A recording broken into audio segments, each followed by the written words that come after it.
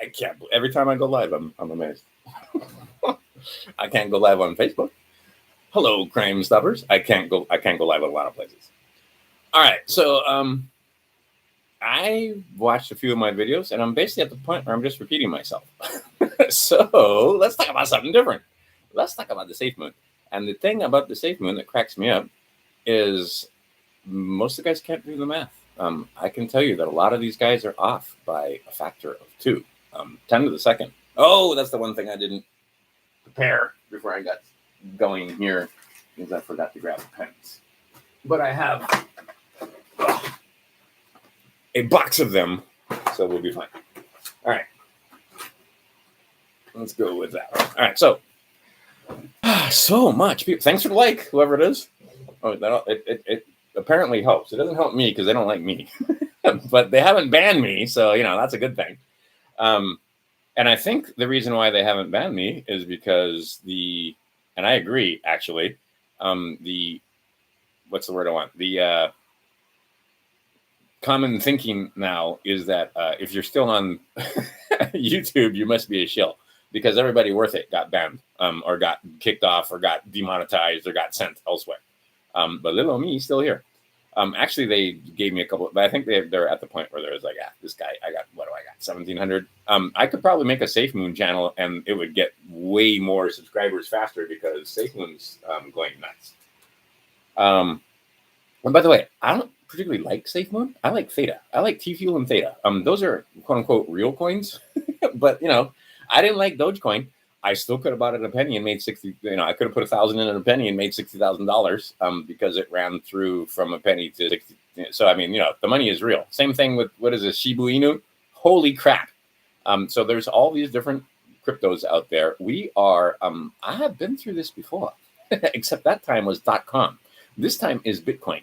But it's or crypto, I guess, not Bitcoin. Bitcoin is becoming like Kleenex. A lot of people say Bitcoin when they mean whatever coin they mean, like Dogecoin or whatever coin it is. Safemoon or Shiba Inu or.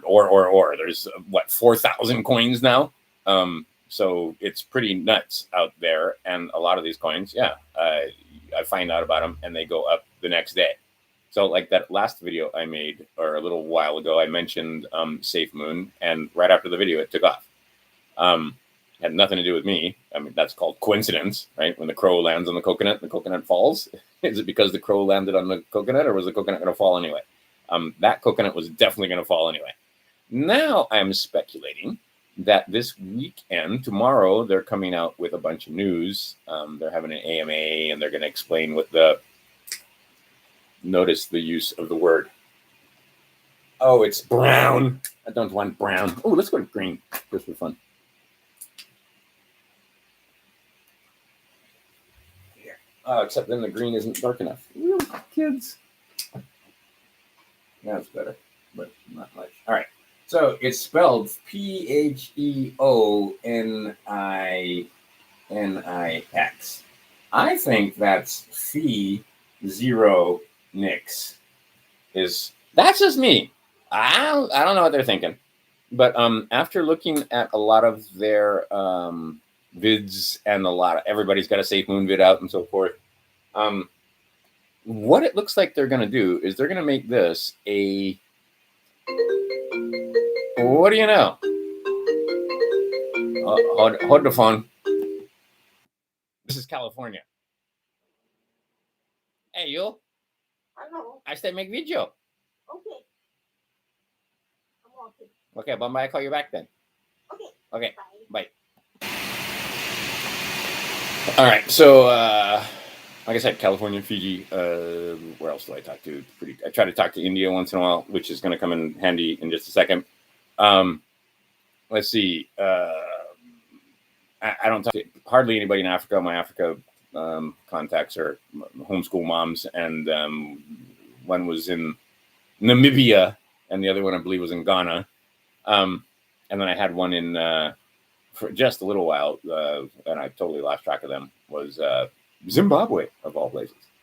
Anyway, they are planning on making a no-fee system where people who have no banks, who are unbanked, can use this coin to transact and to do commerce and to, you'll see. All right, that's going to be huge. India alone is going to be huge. Africa is also huge because, believe it or not, some of the largest cities on the planet and some of the most densely populated cities on the planet are in Africa. We have this idea that it's all Bushmen and Kalahari and so forth. That's like if all you ever saw of the United States was the desert in Arizona and the Grand Canyon and Wyoming and the open spaces in southern Utah. You would think that that's all America, but no, you get to the coast and there's some, San Francisco is a fairly good sized city. New York's a fairly good sized city, one of the larger ones, etc. All right, same thing in Africa. Nigeria, anyway, they got big cities there, and they got a lot of people that are not able to transact because they are unbanked, because they don't have bank accounts, and a bunch of different reasons in Africa. It's not like in the United States where it's like, oh, they can't get an ID because they don't know where to go. That's not what's happening. And by the way, in the United States, that is complete nonsense. Everybody else does some form of ID. You can't just walk up and vote, except for many places in the U.S., not the United States of America. This is the U.S. corporation that's allowing you to vote. You don't need ID because in the U.S. corporation, they don't want you even knowing how anything goes. And we can go into all that. Go pay attention. Everything else is a distraction. You have one thing to pay attention to. All right. Why are my pens so crappy? I thought this was brand new pens. Apparently, they're not brand new pens. How about this purple one? Harold's purple crayon. Will it work? Oh, yeah, I like that pen. All right. So, got Harold's purple crayon. We are in business now. All right. So, I think they're going to have this thing. This thing's going to blow up huge. And I believe that most people that are making predictions about Safemoon are off by a factor of 2. Literally. So when they talk about their price predictions and stuff, and I'm not going to make any particularly a price prediction here, but I'm going to do a little math for you because it seems that most people can't do the math. I fool around a little bit, but I'm actually pretty good at it. I've made a living teaching math for quite a while. Let's see. Anyway, let's do some math. And let's talk about that. I'm talking about Safemoon here. Again, out of everybody, I like theta. I like theta. I like theta. I like this one. I like TQ. And I like theta. Those are my 2 favorite, if you're going to ask. This is not investment advice. I'm not telling you to put money into these things. I'm just saying take a look at T-Fuel and take a look at theta. And that story is pretty amazing. And what's going to happen there is going to be pretty amazing. And right now, all of the markets are rigged. Figure that out. Crypto market's rigged. The gold market's rigged. The silver market's rigged. The stock market is rigged. The energy market is rigged. Every market is rigged. Okay. And then they'll put out a guy like our friend Elongate, and he comes out and blah, blah, blah, blah, and then they can blame that guy. No, the reason why the market's down is because some jackass that lies to you about putting stuff in space said that fossil fuels, which is a misnomer anyway, they're not fossil fuels. Go research that. They are hydrocarbons, definitely, and renewable hydrocarbons. It's a process in the earth. It's not freaking dinosaurs and plankton and algae. God. Anyway, lie after lie after lie. You just get tired of it after a while. Anyhow, and it's full of BTUs. If we would build more efficient devices, like we build more efficient devices like this all the time. Like I said, for $2,000 or $2,500, I'm going to have a computer that uses less electricity, better screen. What if I had 500? That would be 16 times, of course, hexadecimal. It would be 16 times the amount of hard drive space, because this thing originally actually there's 32 at the moment, because the guy that repaired my computer put a 250 gig hard drive in, which is making all kinds of issues for me. But because apparently the 500 gig hard drive was too much in his estimation for me to spend, and I was like, I would have spent. That was like $300. So what? Anyway, the point being is that for the same money, I'm going to get 8 terabytes. for the same money, you still get a car that gets 30 miles to a gallon. Not even 20 something miles to a gallon. That car should be getting 100 miles to a gallon easily by now, because we should be much more fuel efficient, but we're not. Also, why not just run the damn thing on salt water? Right? Simple. Or water, because water is fuel. The spark plug water guy literally lives down the street. We should be running it's ridiculous the way we have internal combustion engines. Yeah. Well, we started them out on gas and oil, or diesel, which was supposed to be vegetable oil, by the way. The hemp seed oil was supposed to be the fuel that ran the diesel engines, or vegetable oils, not petroleum. But anyway, the idea being is that we should have engines that use better fuel. Water would be a great fuel. This is water this time, by the way. Anyway, and see, the liberals are crying about the environment while they repeat the propaganda, bullshit, and lies from the people that don't like them. Anyhow, the point being is we're about to get new currency. We're about to get, we're going to transition to a different currency. The FRN, it should be clear to you by now that the FRN is on the way out. Silver is going to be a thing that you want. Gold is going to be, so actually hard assets. Crypto is going to be part of the solution, because it's going to be very difficult. Wait, I didn't do this part of it. I didn't get my show and tell together. Wait a second, I have it right here. I have so much to talk about and so little time to talk about it in. Okay. So this bucket right here, we're going to have to figure out how to make this fungible. And this is 1 ounce. Well, let's see here. When this gets to the value it's supposed to get to, that it would be fair value for this. Go look on the debt clock, usadebtclock.org, I believe it is. But anyway, just look up the debt clock and see how much this could go to. So this goes to, like, say, $4,000. In fact, let's do it right now. It always changes. Just for the funds, just for the giggles. Let's go to USA Debt Clock. USA Debt. And see, it's not USA. And see, that's how they get you to think that USA and US are same. Really, just give me the freaking clock. Where is that? That's an ad. There it is. National Debt Clock in real time. Bing. This may overtax my operating system, though.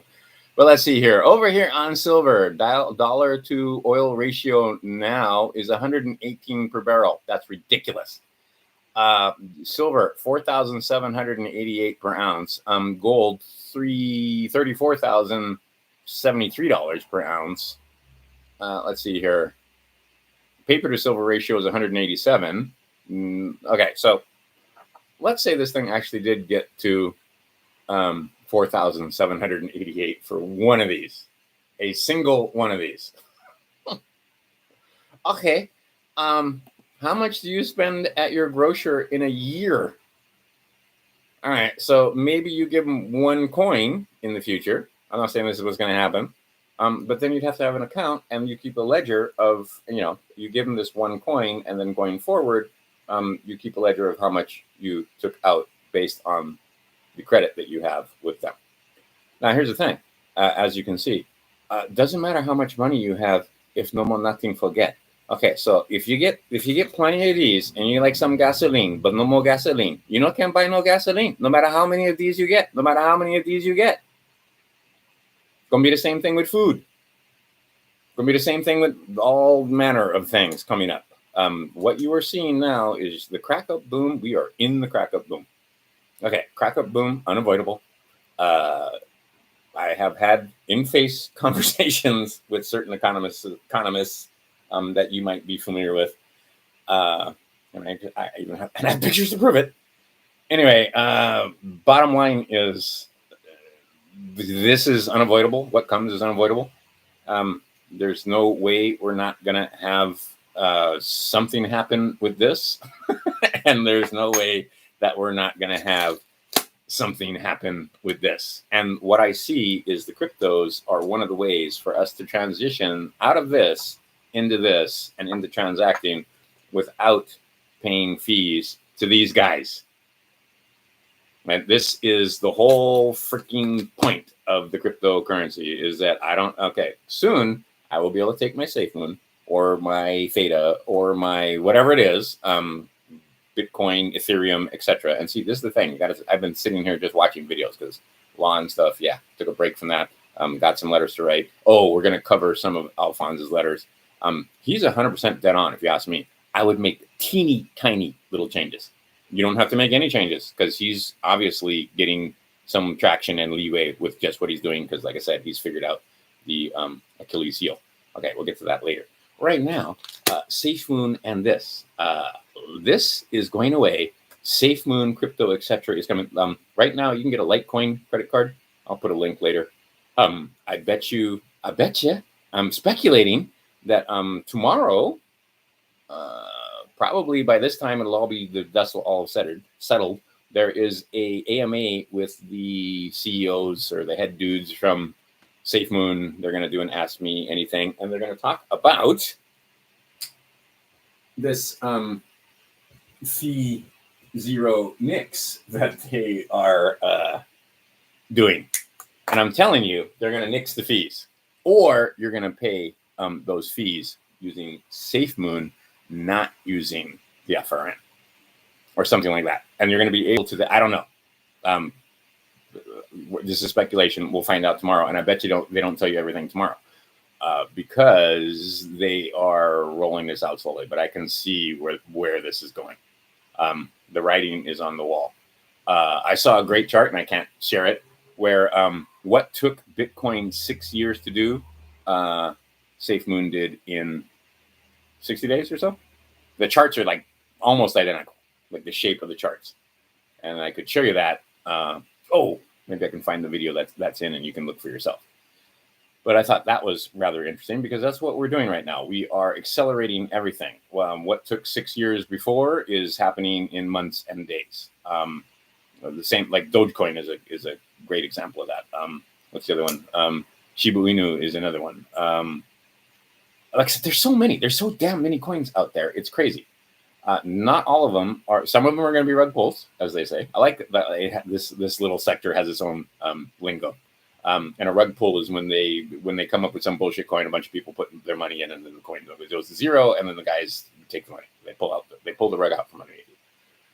But I'm telling you, Safemoon is got huge things coming.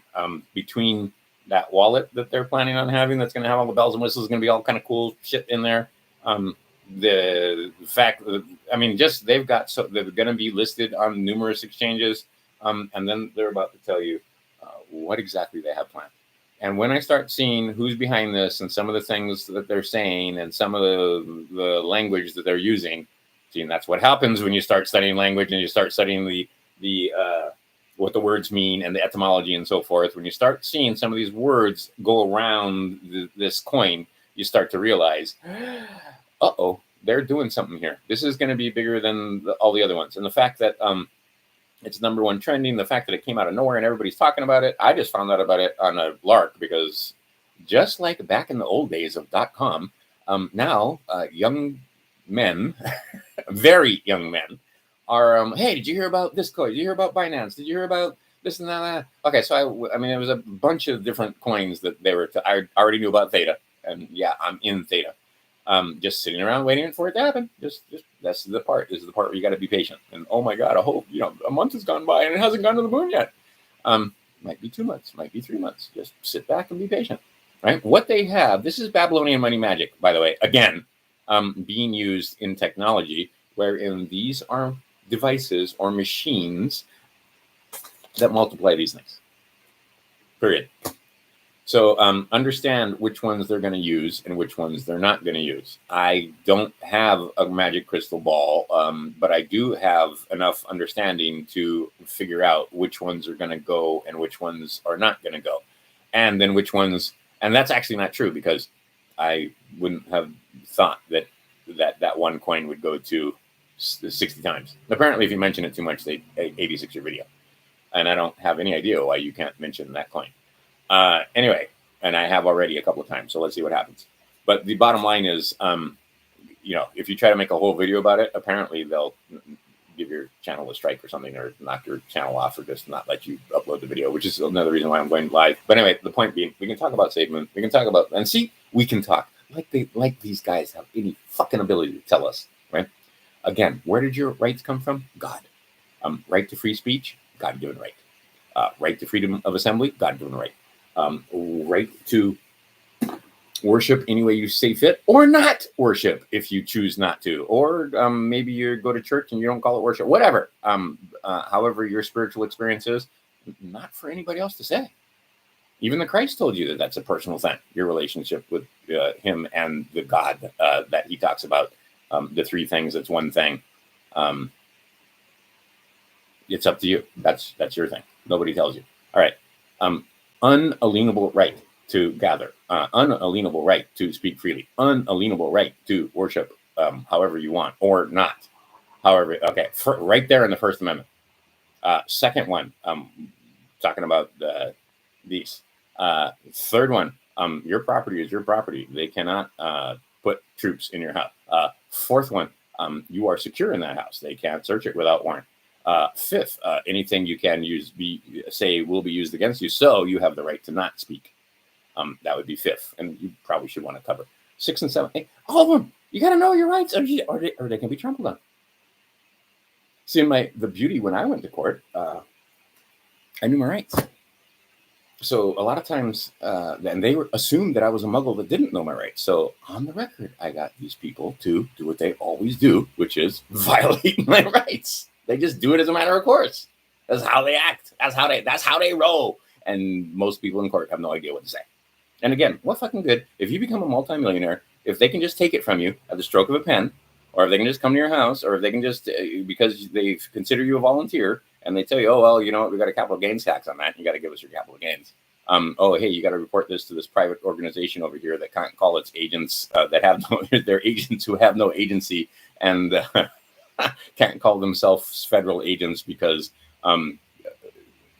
Department of the Treasury IRS is not Treasury Department IRS. It's the Department of the Treasury IRS. It's got the of in there, and you're gonna start to figure out that's a huge. That word's so big, I can't even tell you how big that word. Okay, I'm gonna do a little math here. Let's get a good pen. I have another purple pen. There's a brown pen. How about a black pen? We'll see if the black pen works. It does work. Okay, I'm heading over to the Safemoon website right now. Let's head on over to the Safemoon website. Where is it? I had it here someplace. One of the many gajillions of tabs that are open. All right, there it is. Okay, see, normally I could share screen and stuff, but not yet. It's coming. All right, so the current price, boo, it went back down again. But, you know, that's what I've come to expect, is 0.000739 It was all morning up higher than that. And now, according to their own website, well, let's go to this other website, because it depends on where you go. You get different quotes. Yeah, because see, this one says 993. 9837, in fact. Oh, wait a minute. It says 10 point. Okay. All right. So see what I mean? I don't know. The Safemoon website says one thing. What I'm looking at on CoinMarketCap says 1, 2, 3, 4 zeros. Oh, wait, not just 4, 5 zeros and a 9. And then it's like 993. And then a second ago, it was, and when I see them do this, this is how it's. That's the like the bid and the ask. It's people are selling at one price and buying at another. I'm pretty sure that's what that is. But anyway, just if you refresh the page, you'll see it going from there. Okay, so yeah. Okay, see, and there it is at 1023. I just refreshed the page and it's at 1023, and then it just right in front of me went back down to 993. All right, so it's bouncing around right around there. Okay, so there's a penny, right there is your decimal point. So here's the hundredths, and that's as far as we go, right? We only go down to hundredths with our thing. I mean, overall. Okay, then we got to go 2 more. So here's tenths, or excuse me, tenths, dimes, tenths, hundredths, pennies, thousands. We don't have anything that does thousands. 10,000ths. 100,000ths. So we are 100,000th of a penny at the moment. Okay. And a lot of times it's 9 millionths of a penny, right? Because 100,000ths, millions, 10 millionths, 100 millions, billions. Anyway, so it was way the hell out there at billions because these guys started out with 1 quadrillion. Okay, quadrillion. 1,000 trillion dollars, 1,000 trillions. A quadrillion dollars. All right. So let's just go look on their site again and let's do some math here because like the number just started out. It was tremendous, like tremendous. Hello. Let's see here. So let's go over and to their website. Like I said, and at their website, apparently they don't update automatically. That's the old price because that their old price it was 739. Think how much money you would have made just if you would have invested at 0.0. How many zeros? Yeah, I gotta keep track of the zeros. It is 5 zeros and a 7, right? Yes, it's 5 zeros. Okay, so then it goes up to 5 zeros and a 1. Oops, not even. It goes up to 4 zeros and a 1. You made some money there, right? And it gets up to there, and you've doubled your money, and we still haven't even got anywhere near this. All right, and that seems to be the thing. All kind of videos, penny price predictions, and so forth. You guys are so off. I'm not even going to tell you how high I think it is. All right, holders right now. In no time, in 2 months, this thing went to last time okay, and I can tell you this might give you a clue that when I got involved, there were 300,000 holders. They had just made the 300,000 mark. So now there's 2 million. So I've been involved for a little while here. Clue. And see, this is why, not financial advice. I'm in so far ahead of you guys that it's ridiculous. If you haven't bought any of this stuff, I'm in way underneath you. So anyway, the point being is that that's how many unique accounts there are. But this doesn't account for how many of thousands or hundreds of thousands of people that already had accounts, and that's not just unique here. It's like they're holding Bitcoin or they're holding Ethereum or they're holding whatever other coin, and they bought some Safemoon, or maybe they got some Doge, or maybe they got some whatever it is, Binance, or God knows all the different gajillions of coins that are out there, and they had a wallet, and then they also added Safemoon to their wallet. It's not in that number. This is unique. All right, so and right now the supply of coins, I love 1, 2, 3, 4 commas in their numbers. The market cap is sitting around $4.3 billion. That's about the change. And see, this is the thing. If you understand that if you have A and B, if B increases, X increases. The other way to get this number to increase is to leave this the same and have this increase. In other words, the denominator stays the same, but the numerator increases, then this is going to increase. But what we're probably going to see is actually both of that increase and this decrease. In other words, the number of coins gets smaller and smaller, and that's where I'm about to go with this. While that goes up, that's this plus. All right, but it'll go up, and many people have already figured this out. The market cap can stay the same, and the number of coins going down because you get a 5%, well, actually 10% tithing. There's another thing. It's another thing. Also, they flash gang signs. The first burn brought you down to 777. The second firm's burn brought you down to 585. If you know anything about anything, those are numbers that you would pay attention to, especially this one. And this one talks about the burn. All right. Anyway, so they're flashing gang signs at you. I'm just saying. If you know a little bit about this or that.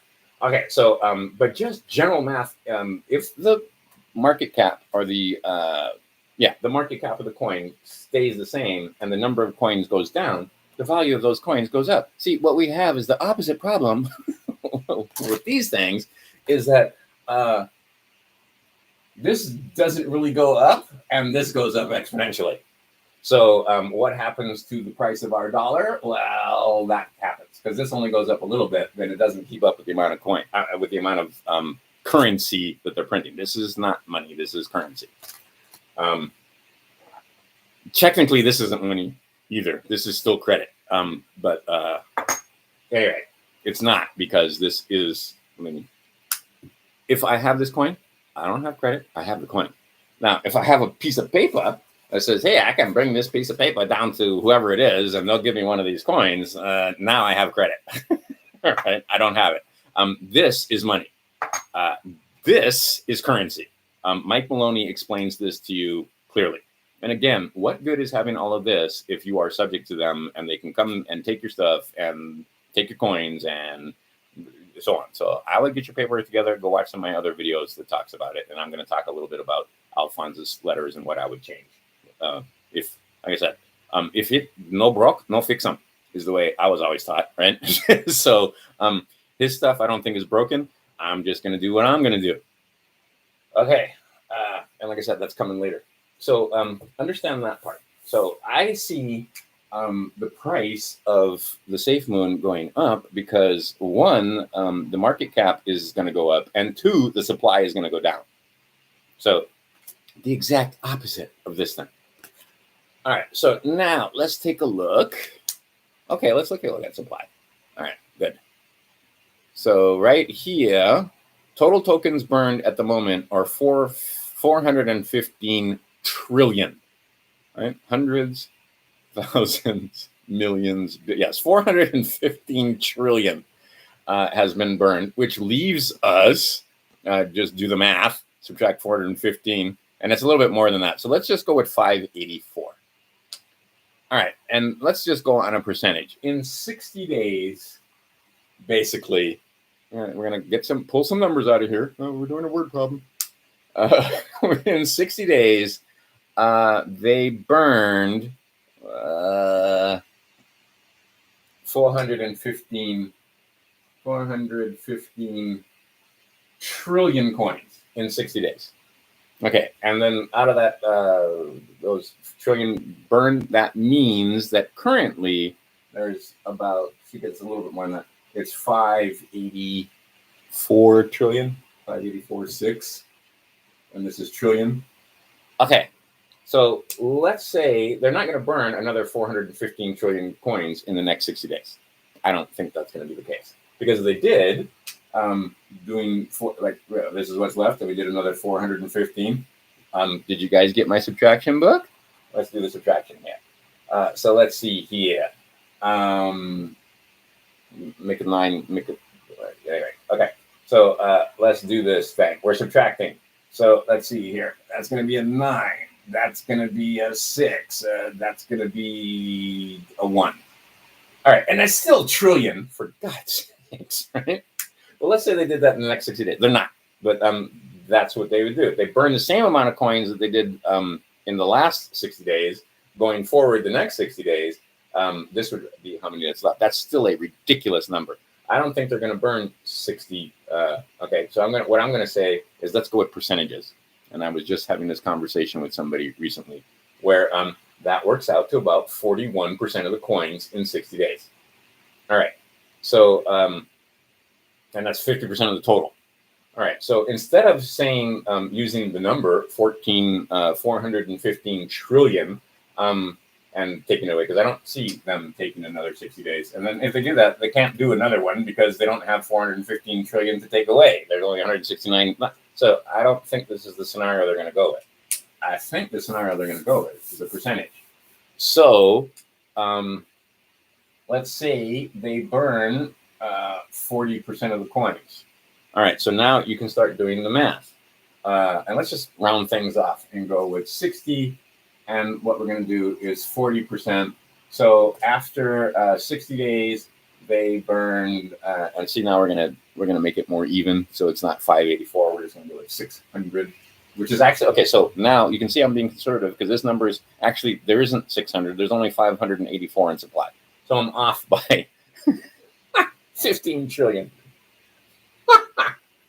Trillion. When you lay down in the middle of nowhere, when there's no lights from the city and the stars in the sky are super bright, and you lay on your back with your boyfriend or your girlfriend and a bottle of wine on the sleeping bag, and it's all lovely, and the air is balmy and breezy, and it's here in the tropics, or maybe you're in the middle of the desert, and you look up at that sky. You don't see a trillion stars. And I'm off by 15 trillion. Anyway, all right, so let's just go with 600. All right, so that's 40% less. All right, so then in another 60 days, we do 40%. Oh, let's put it over here. Let's see. I got to go back to this screen. Assuming that I'm even broadcasting, I could be going on and not even be broadcasting because it quit, because this has happened before. But all right, so that would leave me with 600, starting off with my 1 quadrillion. All right, so let's see here. Now I do another 40%, about the same amount of burn in that amount of time. Well, what's 40% of 60? Is 240. All right, so now what's left? What's left is going to only be 0, is going to be 6, is going to be 3. Right? Oh, no, is going to be a 2. Okay. Okay, so let's see here. Now I only have 260 coins left. 260 trillion. Okay. But this is only 120 days. And look how much is left. At this point, we've already burned like 74%. All right, now we do another 40% in 60 days. This is 180 days out. In crypto time, this is forever and ever, right? So that's like 180 days. Okay, so what's 40%? Let's take this number over here, right? Because look, I did 40% of the trillion of the quadrillion and got 600, did 40% of that, took it away, got 240, did 40%. Let's do 40% of this. Can we do the math? And you're going to start seeing how long it takes to get down there. All right, I'm not going to keep doing the math, but keep doing the math. And just take 40%, subtract, 40%, subtract, 40%, subtract. How long is it taking to get down? Not very long. Like, not even, you're not going to do this for years. You're going to do this for like 1 or 2, 3 years max. And you'll be way down there. And at some point, I believe, I don't know what the number is. I have no idea. 25 trillion? Theta has 1 trillion coins. Right? Or is it 1 billion? Fuck, see, I can't even keep track with all these guys. Is it billion or trillion? That's a hell of a difference, by the way. The difference between the B and the T. Just like the difference between million and billion. But the idea being is that I can see Theta getting down there if they just keep burning 40% of the coins every 60 days or so. And we could do a half thing if we wanted to. Let's do that one, fast one. Because the math is easy. And we'll start with easy numbers. But now if we do half, we're going to be off because it's 584, not 500. So let's just go with that. Let's start with 1 quadrillion, go down to 600. All right. And then we'll say 50% in 60 days or so. Right. And we could base 65 days. Anyway, let's just stay with that. And 60, see, now I'm off over here. My numbers are off because it's not 60 days, because in 60 days we've only burned 41%. All right, so these numbers are off now. But I mean, just using it for a what's the word I want? For a ballpark, so we can get an idea. All right, so and this is Zeno again, right? If you get halfway to the door, you never get to the door, right? So we're gonna burn half, 60 days, 360 days, 150. 60 days, 125, 60 days, 62, 50. Let's just cut off the 50. You know what? Yeah, let's just make it 60. All right, and then right. So again, now I'm being really off because dude, these are trillions. So I'm just knocking off 500 billion. All right, anyway, 31. Let's see here, 15.5. Actually, you know what? Let's go the other way. Let's have fun. Let's go with the higher number and go 63, and then make this 31.50, and then make this but knock off the 50, and then so I mean we made a little adjustment there. Again, these are ballpark numbers that I'm throwing at you. This is not certainly not investment advice, but this is just so I can do a mental exercise and thinking, how long does it take them to get down to a point where these freaking coins aren't in the gajillions and gajillions? Because I have starting off with a quadrillion and then working our way down to billions. All right, so now, oh look, we're down to 15 and 60. Actually, I should make these numbers smaller. Oh, let's make another column. So we're cut in half every 60 days. All right. So 60, 60, 60. By the time we get here, what do we got? 1, 2, 3, 4. Actually, no, because we're here now, so we don't count that one. 1, 2, 3, 4, 5, 6 is going to be basically a year right there. Right? Because that's days. And yeah, 1, 2, 3, 4, 5, 6 of them. We'll get rid of that one.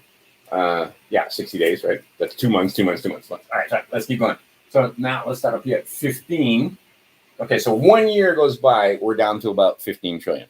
Again, just totally fucking ballparking this. Right? Not investment advice, not okay, just fucking around with numbers. All right, now let's see here. That's 17 and a half. Now we're down to three. Actually, now let's do it. 7, 5. And then we're going to do 3.25. Right? Okay. And then what do I got to do? I got to do 1. I'm dividing by 2.75. Right? Oh, wait. No. See? That's why the 2 5s. Dividing by 2, kind of an important thing to be able to do. Simple as that. This is one of the things I teach children. To be able to just be able to divide by 2 in your head. Anyway. So what is that going to be? That's going to be 16 point. Am I going to be 6, 1, 6? Yeah, no. 1.625, right? So yeah, I'm at the point where I can do unconscious incompetence. And yes, it's 1. Yes, all right. Let's cut off the 2, 5, and then just go down to 8, and then go down to 4, and then go down to 2. That makes life easy. Okay, we've made many adjustments, made many calls here. 360 days, and then we came back up 1, 2, 3, 4, 5, 6, 7. So that would be another 360. That's 2 years, and then another 60 days. So 2 years and 2 months. Anybody see that? Okay. Yes. So 2 years and 2 months. We're down to 2 trillion coins. God knows what the market cap is going to be when we're down to 2 trillion coins. Okay, so this is about twice as many as Theta. Right? Because if I'm not mistaken, Theta started out with 1 trillion coins. Can somebody check that, or does somebody know that off the bat? Yeah, super deflationary. See, this is the thing. People don't understand the power of negative amortization. And negative amortization is a bear. This is why many college students wind up with more college debt than they know what to do with, because they don't understand negative amortization. So if you just pay the interest, you're screwed. You have to pay the interest and some principal, or you're going to wind up paying interest. Mother of my children, I believe she still owes like $41,000 on her loan from, good Lord, she's younger than me, but still, that's like at least 20 years, more than that. Trying to do the math in my head. Let's say if she's, because I can't remember how much younger than me she is, but let's say, let's go with 10. That would be, yeah. So like 35 years, she still owes $41,000 or some crazy number, because mostly she just pays interest, and then occasionally they get in trouble and they can't make the thing, and the interest still accrues. Anyway, it works in your favor in advance and in the other way, where this is negative amortization, where, like I said, what we're doing is making the denominator smaller and smaller. Hopefully the market. So, I mean, see, the denominator is tiny now. So instead of having, right, tiny, relatively speaking, because 2 trillion is not tiny. But it's a whole fucking lot less than it is right now up here at 600 trillion or 584 or whatever the fuck it is what I'm getting to. But see, it's going to take a couple of years to get down here. These short attention span theater millennial children's, they ain't going to be around in 2 years. They'll be on to the next whatever the hell it is. Also, in the next 2 years, is this going to be? I mean, there is a whole lot of the political, geopolitical, what's going to be going on with this, what's going to be going on with populations and so forth. If they did this and now they aren't there. Again, I went and did some research. I suggest you go do the research. Go find out what ingredients are in there. Go find out what was in the ingredients of the ones that where they had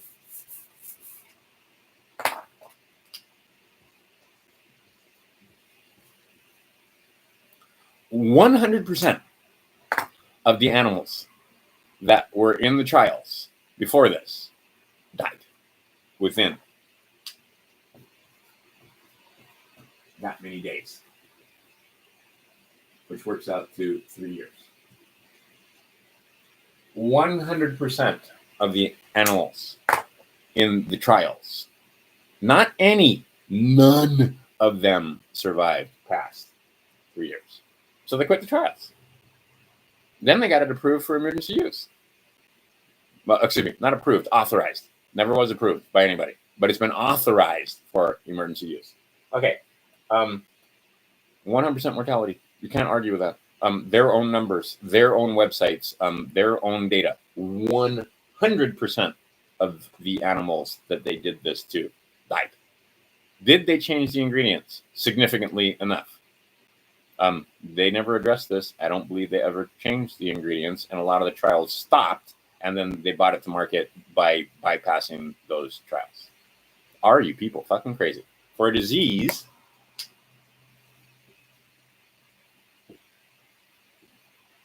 that has that much of a survivability rate. In other words, if I go out there and I do this,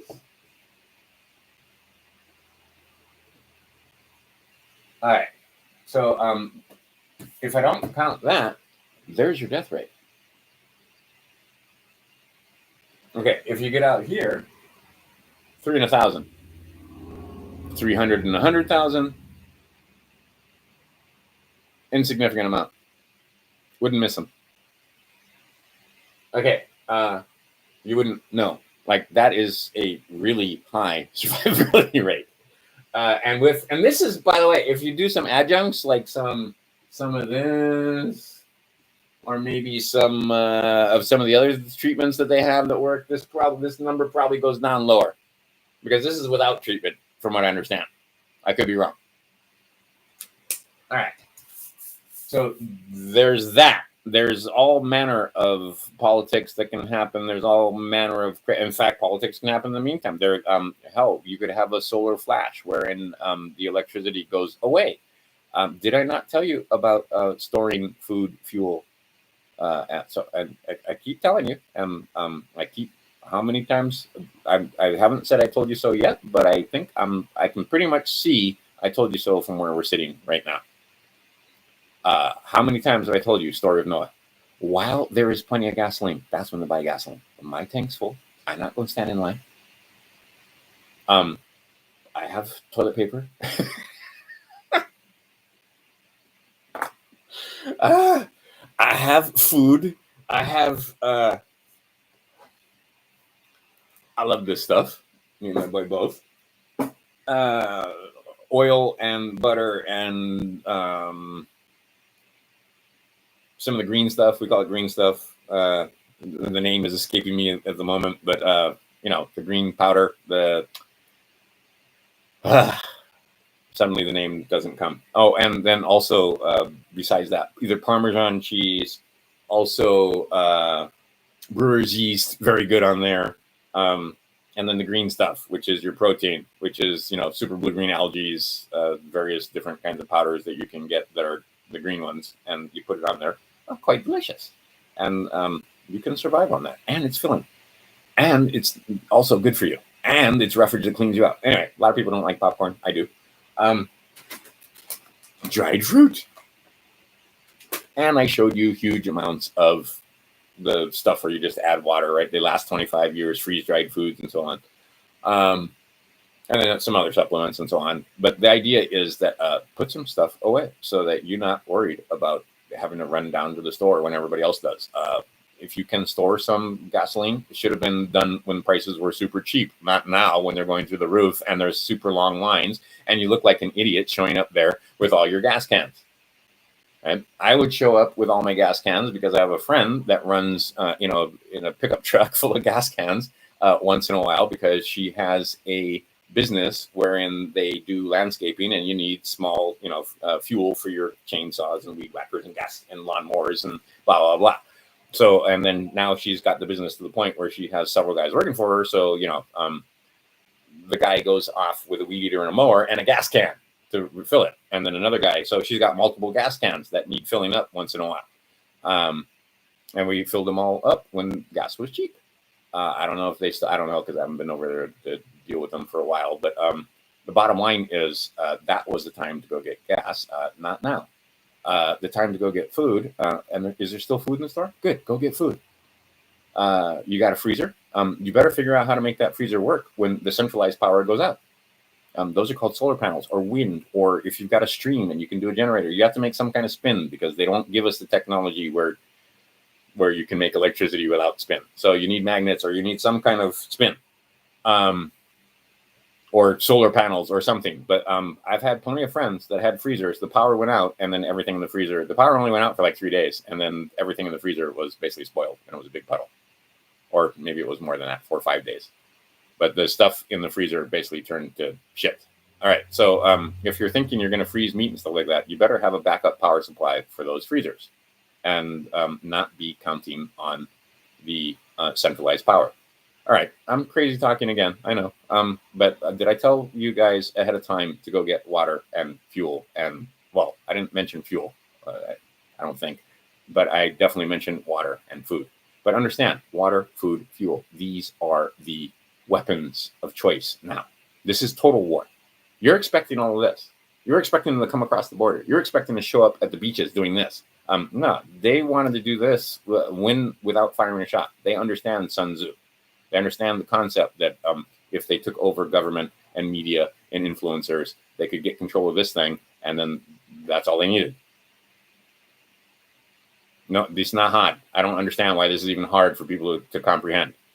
All right, there are geopolitical, and never mind, take out others, take out the deep state, so forth, take out aliens, and obviously we're going to get full bullshit disclosure coming up. Go search for that kind of stuff, even on Google, and you'll get hit after hit where they're right under our noses. I put that up on that, right?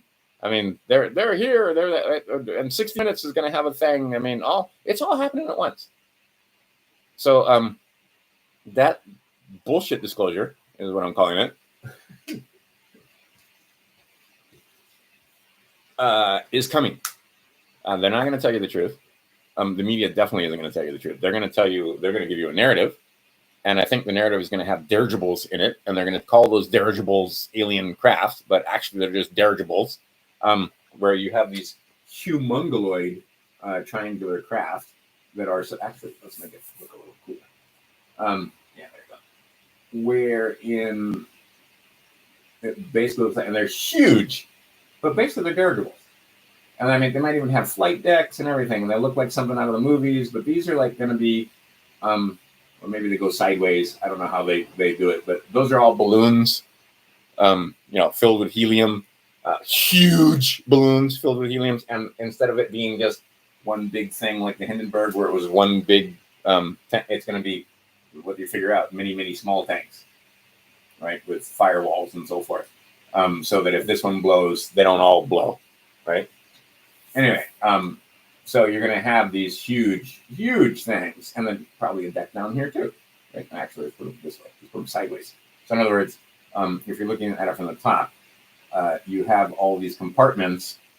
This is a helium balloon, right? So you have, and maybe these are in multiple sections also, so that you have multiple sections, so that if one of them pops or loses pressure or catches on fire or whatever because it's a battle, not the whole ship goes down, right? And I mean, some of these things have been clocked in at like a mile. I mean, these things are huge, right? Because they got to look like motherships.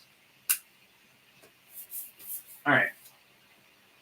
Total bullshit. And they're gonna, and you'll be able to look at them, and there'll be all kind of videos right here, right? I mean, on the tubes, there's gonna be videos of these.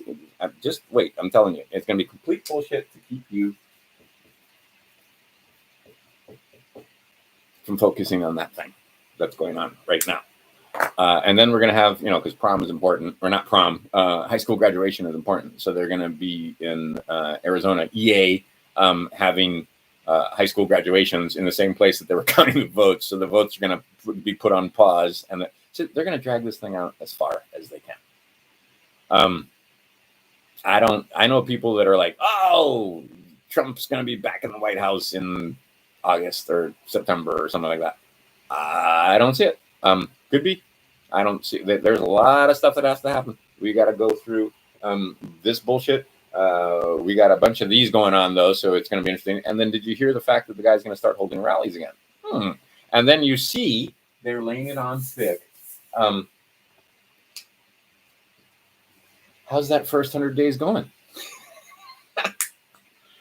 Went from basically being, we weren't truly 100%, I'd say, energy independent, but we were pretty damn close, and we were going down the road to not needing any foreign intervention when it came to supplying ourselves with fuel, because, I mean, we got so many oil fields all over the place. So now what are they doing? They're shutting down pipelines. At least they're not blowing them up. We've gotten better, right? They didn't blow it up. We had a computer hack, and that's what shut down the pipeline. All right, I'll take it. It's better than blowing stuff up. I was expecting stuff to blow up. But the bottom line is, and then I have these muggle idiots that can't figure out that having a pipeline where the oil just goes through the pipeline and comes out is much better than, it's like if you have a hose, would you rather carry a bunch of buckets to wherever you're taking the water, or would you rather just take a hose? All right, that's the difference between tanker cars, these just idiots. Tanker cars on trains, and then of course you got to burn some oil for the locomotive when you're pulling it. So do you need to burn any oil to work the pipeline? Right? I mean, anyway. So bottom line is, yes, you would need, and when you're transporting by rail, oh my God, the accidents that can happen here. Not that this is the safest way of going, but this is much safer, efficient. I mean, it's ridiculous that people would try to say that the trains would be a more efficient way to move than pipelines. It's just pain that these people have gotten this stupid. But anyway, this is part of the reason why people are having a hard time with gas. And this is 100% contrived. Everybody, these shortages will be, one, there's going to be supply chain disruptions anyway because of the Rona and the bullshit responses to it. That's probably going to kill, and nobody's talking about this, 100 million people, that alone. Just the supply chain disruptions. There are plenty of places now where countries that used to export food are not exporting as much food, and the countries that needed to import the food aren't getting the food. So what's happening to the people in the countries that want the food that aren't getting the food? Oh yeah, they're starving to death. The most ugly, heinous way for us to die is to starve to death. All right. I mean, it's just pathetic what's going on. And Christians need to start standing up. They don't need this. They need food. Again, oops, what did I just do with it? They don't need these. This much weight in food would do a lot more than this much weight in the word. Would it be good to bring them by? Yeah, I'm kind of sort, but last, after you've fed them and after their bellies have gotten smaller, and after we've managed to figure out how to get water to them and food and make them self-sufficient, then maybe we can start talking about this. But in the meantime, put some food in them. That's your first priority. There are hundreds of millions on this planet. And again, what's 100 million in 700 billion? Or excuse me, in 7 billion. We got 7B, 100 mil. They don't care. And obviously, since they don't care, you don't care, because you don't hear about this on the news. Okay, now you're starting to see that, yeah, lumber going up. All the commodities are going up, except for silver. This one is still 50% off its highs. Yep, lumber's up over 100%. Copper's up over 100%. I can't remember all of them. I just remember the ones that are up over 100%. But there are a lot of commodities that are up over 100%. Corn is up. Okay, so let's just talk about that. Corn goes up. Everything goes up. Fuel goes up. Everything goes up. So it's talking about corn, just plain old corn. How do we feed the chickens? With corn. How are we feeding the cattle? With corn. And see, now they're going to try and tell you we can't afford to have chickens and cattle. You have to eat everything synthesized, and we can only grow plants. Complete bullshit. Complete bullshit. But because they've removed you for over 100 years from the land, most of you will believe the bullshit because you live in cities. And you've never been to a farm, and you've never been out there and seen that, just this little house that I'm in. If this wasn't a house and we grew food on it, I could feed this whole neighborhood, just this small space that I'm in. Okay, if you want animals and meat, it's going to take a little bit more than that. But seeing aquaponics and so forth, and seeing there are large ranches on this island where we have cattle and elk and other creatures and chickens everywhere. This bullshit where they tell you that we can't eat meat anymore. That should tell you right there that you want to eat meat. Secondly, that's the other thing. People say in 3 years, or I've seen this and so forth, is that your $1 billion isn't going to be worth $1 billion anymore. You're correct. Just like if you took I believe it was $100. I can't remember the numbers. Don't quote me on this, but I believe it was $100. It was back when Bitcoin was 0.00008. I think is where it started. If you put $100 in, what would that be worth now? You can do the math. Divide, multiply by 50 grand. It works out to hundreds of millions of dollars. I believe it's hundreds. Well, actually, let's do the math. We'll do the math right now. I'll do it right in front of you. I'm going to use a calculator because I'm lazy. But let's take 100 and divide it by 0.00008. And that will give us a simple number. See, we could do math. It's a really easy number. Is 125. Now, how many zeros is that? 4 zeros. 1, 2, 3, 4. Boom, boom. So you got about 1 million Bitcoin. I do this all the time when I'm buying shares on the OTC. I have 1 million shares. There's one stock right now. I own like 2.8 million shares. Anyway, I only put a couple of $1,000s into it. All right, so this would be $100 buying 1.2. Okay, so now we're gonna multiply this number by 50 grand. And I know Bitcoin is lower than that. It's like, but I mean, it's not gonna stay down there.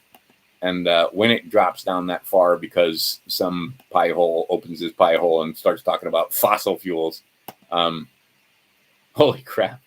All right, so now that's just 50. I fucked up. Because I only did 50. I didn't do 50,000. But already that is $62 million. Anyway, let's do it right. Let's just do it right. Let's clear error. All clear. And all clear. Clear that too. All right. I'm using an online calculator. What do I have? I have 1250 with 3 zeros. All right. 1250. Comma. Oh wait, put the comma in the wrong place. And actually, don't even put the comma. 125. I'm on a calculator that doesn't like commas. 5, and then 4 zeros. 1, 2, 3, 4. Now multiply that by 50,000. 1, 2, 3. It becomes it's going to be a ridiculously huge number. Yes, there it is. How many zeros is that? That's 3 zeros. That's 6 zeros. That's 8 zeros and a 625. So 625. 1, 2, 3, 4, 5, 6, 7, 8. Boom, boom. These are visions of sugar plums that are dancing in people's heads. 62 tens, hundreds, thousands, millions, billions. $62 billion. Okay, so was $62 billion a lot of money back when 10 years ago when Bitcoin was 0.0008? Yes. Is 62 billion dollars don't buy what it used to, but it still buys a lot, right? So same thing with the Safemoon. I agree that in 3 years the money is going to be worth a whole lot less, but it's not going to be worth zero. I don't believe this is going to go to zero in 3 years because the unwind is going to take longer than that. But yes, we're starting to see the inflation kick in. And are they going to do everything they can to stop the inflation? Well, they're going to say that they are, but what are they going to do? They've already printed trillions and trillions, and then they printed trillions more. And now, it used to be billions. Now it's trillions. Now it's 21 trillion. Now it's 91 trillion. Oh, look, you can go on USA Watchdog and go back and look at the guy, not Polney, the other one, talking about the fact that he discovered. Shoot, I can't remember the guy's name. But trillions and trillions and trillions of basically hidden debt. Catherine Austin Fitts also talks about this.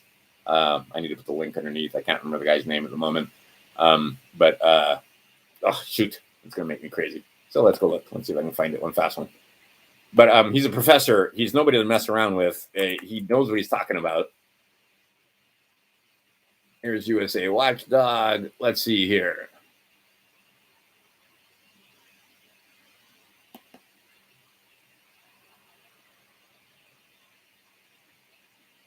Yeah, okay. So let's see here. What's the guy's name? And I could just go over to USA Watchdog and go read the. He's definitely got a lot of good stuff on there. Let's see here. I can't find it. Oh crap! There's hundreds of pages too. All right, so maybe I can find it using a. Oh, there is no search function. Are you kidding me? Okay. Anyway, go on USA Watchdog. There's a guy on there that talks about it, and I'm sure you guys, this crowd knows who I'm talking about. Somebody type it over there. It's Greg Hunter, but on Greg Hunter's website, he talks to this guy that talks about the fact that he discovered trillions of dollars in debt that's not accounted for. And he was a professor. Wayne Jett is a name that's coming up. That's not the right name. I'll think about it as soon as I turn the video off. But anyway, if you know who I'm talking about, there's a guy that talks about the fact that it's now multiple tens and hundreds of trillions of dollars out there. The inflation is coming. And will $62 billion be worth $62 billion what it can buy now in 3 years? Not Jim Willie. He's an actual professor. Crap, I can see the guy's face and it's just not coming. I'll let it go and see if it comes up.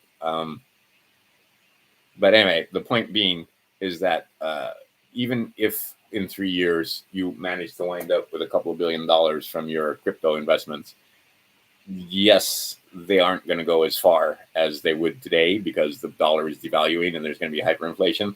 But I'm sure that you'll still be able to get a stake. You'll still be able to get a house, a nice house and a nice car and so forth for that kind of money. But it's not going to be anywhere near what it is now. Just like 10 years ago, that kind of billions was huge money. Not so much anymore. But still for us, like I said, for the little guy, that'll buy you clothes, that'll buy you a house, that'll buy you a car, that'll buy you fuel. Now, here's the problem. What good is $62 billion if there's no gas to buy, if there's no stakes in the market, if there's no eggs on the shelf, if there's no toilet paper there, and you go to store after store after store, doesn't matter if you've got $62 billion and there's no product there. Or, am I making sense? All right, so the idea is while your visions of sugar plums are dancing in your head about all this crypto and silver is going to go to the moon and everything's going to the moon eventually because valued in this. And that's the thing, what people don't understand is when silver, when I get 4,000 of these for one of these, I'm not happy. I'm definitely not happy. And neither are you.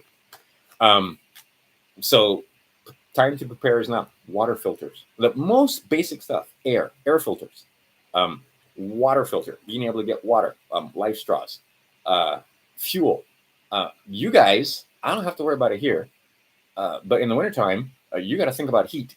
What happens when the central power goes out? Just like in Texas. So you better be thinking now, while it's warm, how are you going to heat your house this winter if the power goes out? Got backup plans? Or are you going to count on the government? Are you going to count on centralized power? Are you going to count on corporations to be able to make it so that you? All right, we're here, guys. You guys. I know you're in denial, but we're here. The crack up boom is upon us. All right, I'm going to be fine. What about you? Have you gotten your shit together? Uh, food, shelter, sex. Those are your three basics on that pyramid. Maslow's pyramid. All right. So first thing is food. Okay. Before even food, water. Before even water, air. Right. It's the same thing when you're treating a cancer patient, where air, the environment that you're in, make sure that is not a polluted environment. So you have air filters in the room. Because what are you doing? You're just lowering the tax on the patient. But just in general, air. Then water. Make sure the water is the right pH. It's not acidic. It's not all the different things, right? You want it to be somewhat alkaline or neutral, one of the two. Find out just about distilled water and how distilled water is helping a lot of people do things. And trying not to be distracted by the thing over there. And nobody has figured out the guy's name who I'm trying to think of either. But it wasn't Jim Willie. And yes, it's on Greg Hunter's website, and I'll go through and I'll find it afterwards, and I'll put up the link. But like I said, it's trillions and trillions and trillions that they flooded us with, and they're not talking about how many trillions it is. Okay, and then the next thing after the water, after you've got your water figured out. So you might just want to have water filters and so forth. Again, what if the water is not coming out of the tap? And again, the water, in some places, the water wasn't coming out of the tap because the pipes had frozen. There was water. It's just that you couldn't get to the water. So make sure you got your own water. All right. And see, why did the pipes freeze? Because they hadn't figured out the fuel. So water, when you're thinking about water itself, think about all the things that have to do with water. How are you going to get it out of the tap? Are you going to catch it? If you are being supplied by some centralized place, like here, obviously, we just turn on the tap and get water, right? We don't catch our own. We don't have our own wells. But a lot of people have wells. So well water. And then you got to be able to have the fuel to keep the pipes from bursting so that you can get the water to the taps in the house. How hard is that? A lot of people, that was a problem in Texas. And a problem that they're not used to, which brings us to this concept of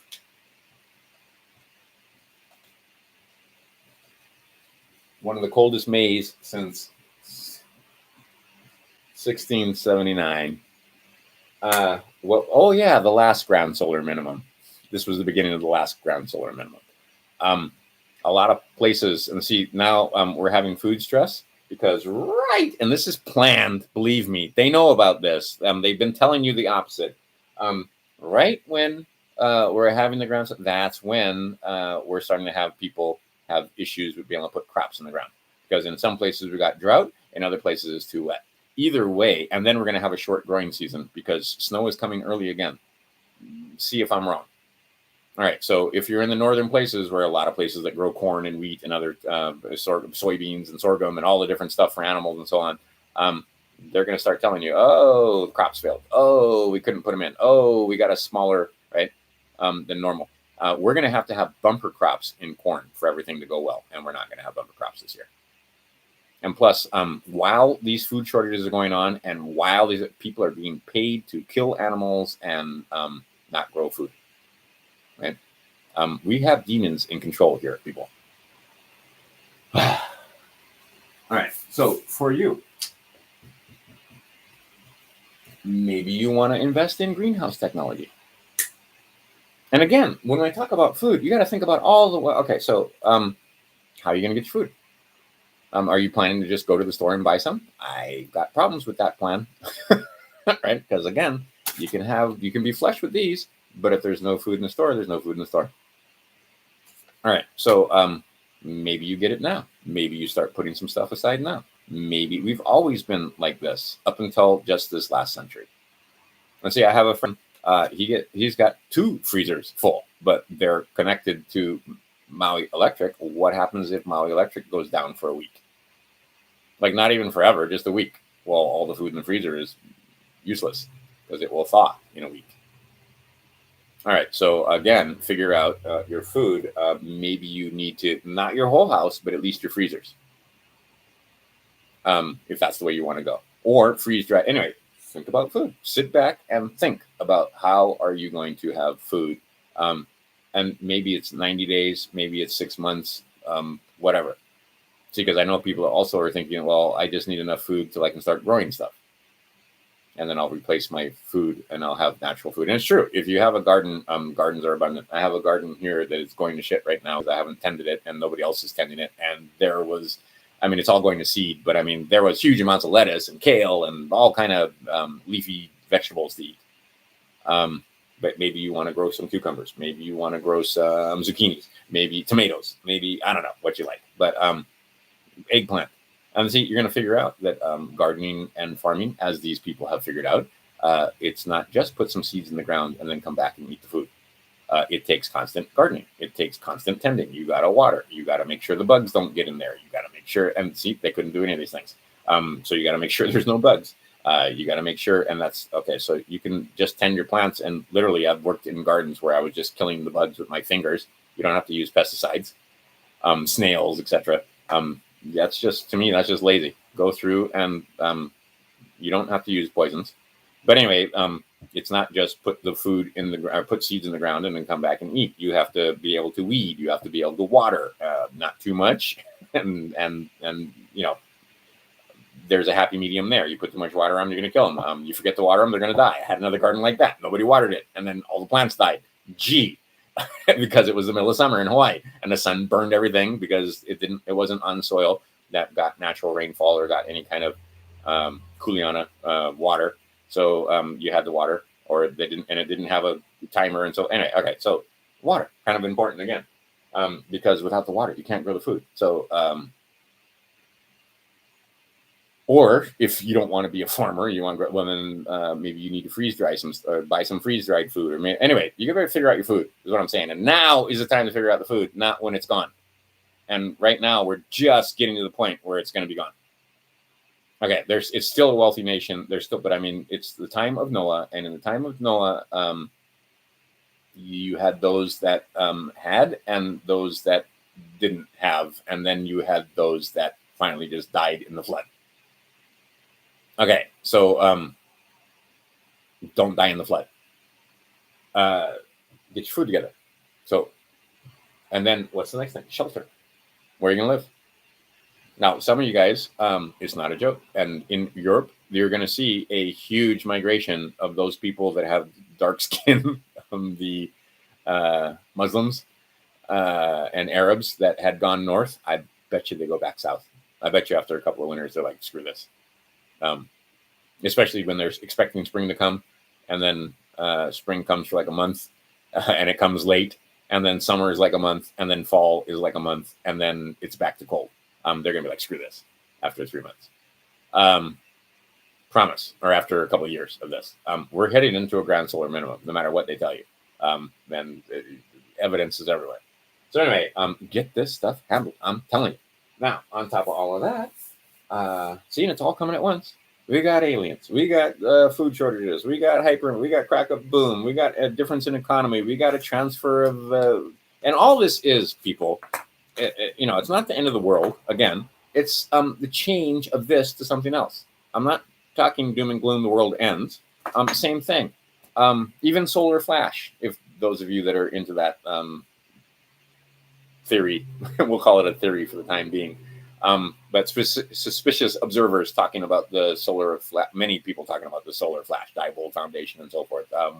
David Wilcock talking about the solar flash. Lots of different people talking about the solar flash. All right, so the that's not the end of the world either, because we're here talking about it. And apparently, this solar flash happens about every 12 years. That micronova, go look into it if you don't know about it. Again, not the end of the world, because we're still here. The transition, not the end of the world. Aliens showing up, not the end of the world. We have this doom and gloom. Oh, it's the end of the world. It's not the end of the world. Things are going to change, and if you don't, if you're not adaptable, then yeah, it's the end of the world for you. Because if you die, then yeah, it's the end of the world. But it's not going to be the end of the world for me. Living's the hard part. The dying's the easy part. Okay, so maybe this was a book we got in photo reading. And again, I can't mention photo reading enough. I cannot say enough about photo reading. We'll talk about that in just a second. But there's this book. And it just talks about how to be resilient and have a resilient mind. Because it's all here. Mental, that's the first hermetic principle. It's here. It's your mind. Right? I cannot feel sorry. I mean, it makes me sad because a friend of mine and I had a conversation that lasted like 7.5 hours, and we were going. We looked at the timestamp because your phones keep track of the time. 7.5 hours later, but yeah, we were commiserating and comparing notes on all the different people we knew personally that did this against our better judgment, against us warning them. They did it anyway, and they did this, and they did this again. Some of them did it 3 times. Goodbye. Okay, that's the collateral damages. All right, they were not going to fire these kind of shots. They were going to fire these kind of shots, and these kind of shots were considered acceptable losses, because if we went full nuke, the losses would be much higher than that. And that was the other population reduction strategy that these guys had, was just let them nuke each other, make excuses, and maybe we can get Russian. United States, or maybe United States and China, or maybe Russia, who knows? But we could just get some nukes flying, and that would be our population reduction. Okay, so they decided, man, that probably isn't the best way to go. Plus, you don't get infrastructure with that kind of population destruction, because when you've got nukes flying around, now you've got no cities and so forth. So what they want to do is get rid of the people and leave the cities behind, and the farmland and all the other stuff still arable and so forth. Because if we got into nuclear holocaust, a lot of the farmland would not be useful for growing food that wasn't radioactive.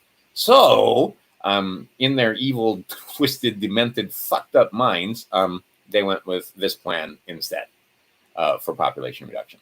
Okay, first off, we don't need to reduce the population. If you understand anything about mathematics and abundance, the first law of abundance is, or the first law of nature is abundance. Poverty is technology. You need technology to create poverty. Because the law of nature, if you just let things go, is abundance, period. And with the hand of man and the thinking of man, you should be able to make that abundance even more abundant. Like I said, you can take a small plot of land and feed a huge amount of people if you think properly. You can feed a huge amount of animals. You can feed, right? I mean, everything should be abundant. The animals should be abundant. We should be abundant. The plants should be abundant. The insects should be abundant. Everything should be abundant. But what we have is these people that are doing the opposite of that. And they give us technology to make it so that we have poverty, we have lack, we have pollution, we have polluted oceans, we have dirty water instead of pristine, clean water. We have radioactive this and that everywhere, where we have leaks and problems in various plants, not just Fukushima. We have all kinds. Okay, we have the opposite of what should be going on here, because we have too many muggles who absolutely want to be obedient, want to be told what to do, don't want to think for themselves, love depending on the government, to the point where now there's plenty of jobs. They don't go work. Why are you going to work if you're getting a free, quote unquote, free from the government? The government can't give you anything because they don't have any. They can't give you rights. Your rights came from God. Those are not acquired rights. Those are your inherent, unalienable rights that came from God Almighty. You can't give them away. All right. Know that much, and you can stand against these guys. Now you got to know what to say and how to say it. Understand that this book, right? Understand that what good is the Safemoon millionaire if you are subject and can be told what to do? What good is being a Safemoon millionaire if you're driving down the road and the guy behind you can stop you for any reason and try to take some of that wealth from you? And see, your mindset will be, fuck, I'm a millionaire, I don't care. Right? And they're going to write bonds on you, and they're going to all kind of stuff on you, and you're just going to pay it because you're wealthy and who cares? They didn't have the right to stop you in the first place. You didn't have a contract with them in the first place. But let's not go there. Like I said, let's stay on this topic. And the topic is the fact that Safemoon really is probably going to charge. So is Theta. Bitcoin is no slouch either. I can go down the reasons why Theta has more Twitter followers. Excuse me, Safemoon has more Twitter followers than, or is it? I can't remember what it is. There's some Coinbase or whatever. The idea is that Safemoon has the Safemoon army, they call it, and got there faster than Bitcoin or Ethereum or many of the other coins that are out there. All right, so this is the thing. Beware of stupid people in large numbers, but at the same time, I believe when it comes to this, we have the possibility for this, and could end very similar. But I can see this thing getting out of control quickly. Like in the next 6 months, it's going to be on the lips of everybody, and you're going to hear it all over the place, and it's going to be nuts because this is going to be part of the plan to transition out of this and not pay fees in this. Because now, every time you transact with a credit card, there's a little tiny fee, right? Every time. So you generally don't pay that. But yes, you do, because they just factor it into their pricing. So, and see, I've seen that places where if you pay us in cash, it's different. If you pay us in with a credit card, the price is a little higher, right? Anyway, the point being is that, and I know doctors and that if you pay in cash, holy crap, they'd rather have cash than any of the insurances and stuff like that. Anyway, and then now a friend of mine in that conversation was telling me that, see, because I used to have a couple of relationships like that with a couple of doctors where I just paid them cash. They didn't have to worry about insurance, they didn't have to do anything. Now what they're doing is saying that, you pay the fee and then, or you pay us in cash, and then we don't want to deal with the insurance company because, like I said, I know several doctors where they have part of their practice is hiring accountants and bookkeeper to keep track of all the freaking paperwork because of all the insurance and all the stuff that goes on. So when you just give them cash, they don't have to do that. They love it. But anyway, the idea being is that they're changing it to the point where you pay and then you go to your insurance company and get reimbursed because they don't want to deal with it. So you have to have the cash up front. Okay. And that's not going to be at the lower fee because you're going to get reimbursed by the company. All right. So they're working that out. And if you say you don't have insurance, then they might work with you. Anyway, I don't know anymore because I haven't been to a doctor or a dentist in quite some time. So I don't know what they're doing. But I know that over the last few years, things have changed majorly because the paperwork and the red tape has just been insane. Trump was trying to cut some of that, but that's part of the reason why your medical bills are so expensive. Anyhow, point being here is, let me try this because it's just bothering me.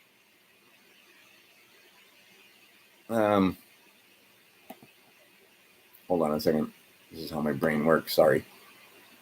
Let's go with, or did they get wiped out? They might have been removed.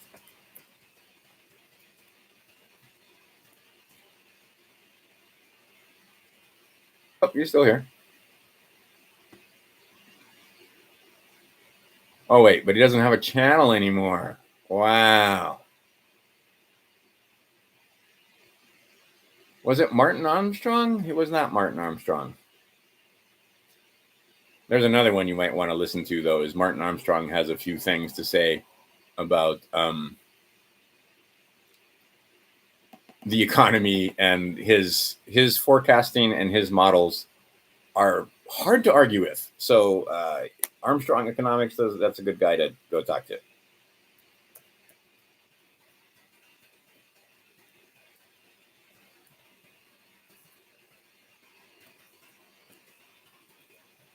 Let's see if I can find it in a quick search. And see, this is the other thing. These guys have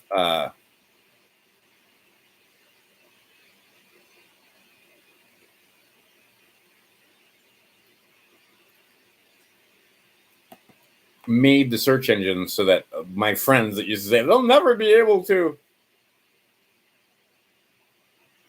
censor the internet. Mark Skidmore. God. Okay, now I can think again.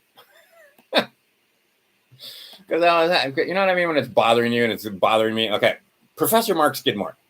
Professor Mark Skidmore, basically not Jim Willie, not just Greg Hunter, but Greg Hunter interviewing Mark Skidmore told you there are hundreds of trillions of dollars that he's discovered, like a couple of hundred trillion. Okay, when you're thinking that it's 20 trillion, but actually it's going to be 10 times more than that, I'm telling you, the inflation is coming. The hyperinflation is unavoidable. This whole thing about, oh yeah, there's inflation. Like, see, before that was the dirty word. Like they were trying to get inflation, but they're all saying, oh yeah, it's not going to be more than 2%. And now they're saying, oh, it's yeah, there's inflation, but it's transitory. What does that even mean? There's going to be inflation. We're at the crack up boom. These things are going to zero eventually. They're not going to zero next week. They're not going to zero this year. They're not going to zero next year. They're probably not going to zero the year after that, but they are eventually going to zero. We are past. Go take a look at how long fiat currencies last. And this is the thing with Safemoon. It looks like they're going to make Safemoon into a fiat currency, not just a cryptocurrency, but a fiat currency.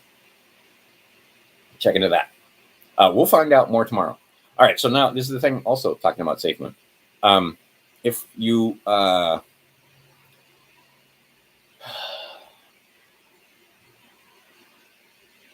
what's the word I want to use? If you believe, but if you do your research when it comes to Safemoon and you start taking a look at the verbiage and the language that's coming around it, I don't believe Safemoon is going anywhere. And again, I believe it's part of their solution. And I believe that it's going to be tomorrow, you're going to see a serious spike because when they put the word out, okay, first off, exchanges are coming, like big exchanges. Not even on big exchange. Safemoon, they're on no big exchanges. The top 5 exchanges, you can't get Safemoon on them. You can get it on Pancake Swap. I mean, you can go over to. Oh, let's go look. Let's see here. Where do I have the Safemoon website? Open. Let's get rid of that. God, that was going to make me crazy. But yeah, Skidmore came out and basically told you, oh man, I got so much to do. All right, so enough of this. All right, so let's go over to Safemoon's webpage and we can go to markets. And so right now, they are on Bitmart, Whitebit, Gate.io, Buoyancy, I like it, ZBG, Hotbit, MXC, and Pancake Swap. Okay, none of them is big exchanges. None of them is easy. Take one of these and turn it into a Safemoon. No can. Well, turn it into a lot of Safemoons still. You know how many Safemoons you buy with one of these at the price now? All right, so like people are buying like millions of Safemoon for $100, and it's many millions. All right, so when they get on exchanges, they haven't even started. They're only like 60 days old. They haven't even gotten on exchanges yet. So when they start getting on exchanges, then you're really going to see the price go parabolic. And expect them to announce exchanges over the next 3, 4, 5 weeks. They're going to go into the fee nix thing, or the fee o nix thing, or the fee zero nix thing. How big that's going to be, don't know. But it's going to be big. There's also this thing in the OTC, or well, actually anywhere in the markets where there's something called buy on the rumor, sell on the news. So you may see the price of Safemoon going up. Let's see what it is lately. I said on the website it's one thing, and on CoinMarketCap it's another. So on CoinMarketCap it's just sitting right there at 4 zeros in a 1, or 5 zeros in a 9.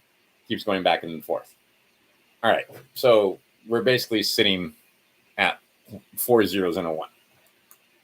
So 0.1, 2, 3, and a 1. So you can get a lot of them with one of these. Just saying. All right, let's take a short pause. I'm going to refill water and stuff, and I'll be right back. And every time I do this, I've got 13 guys now. What I'm going to do when I come back after our short pause is let's go over some of Alphonse's cool stuff, his documents.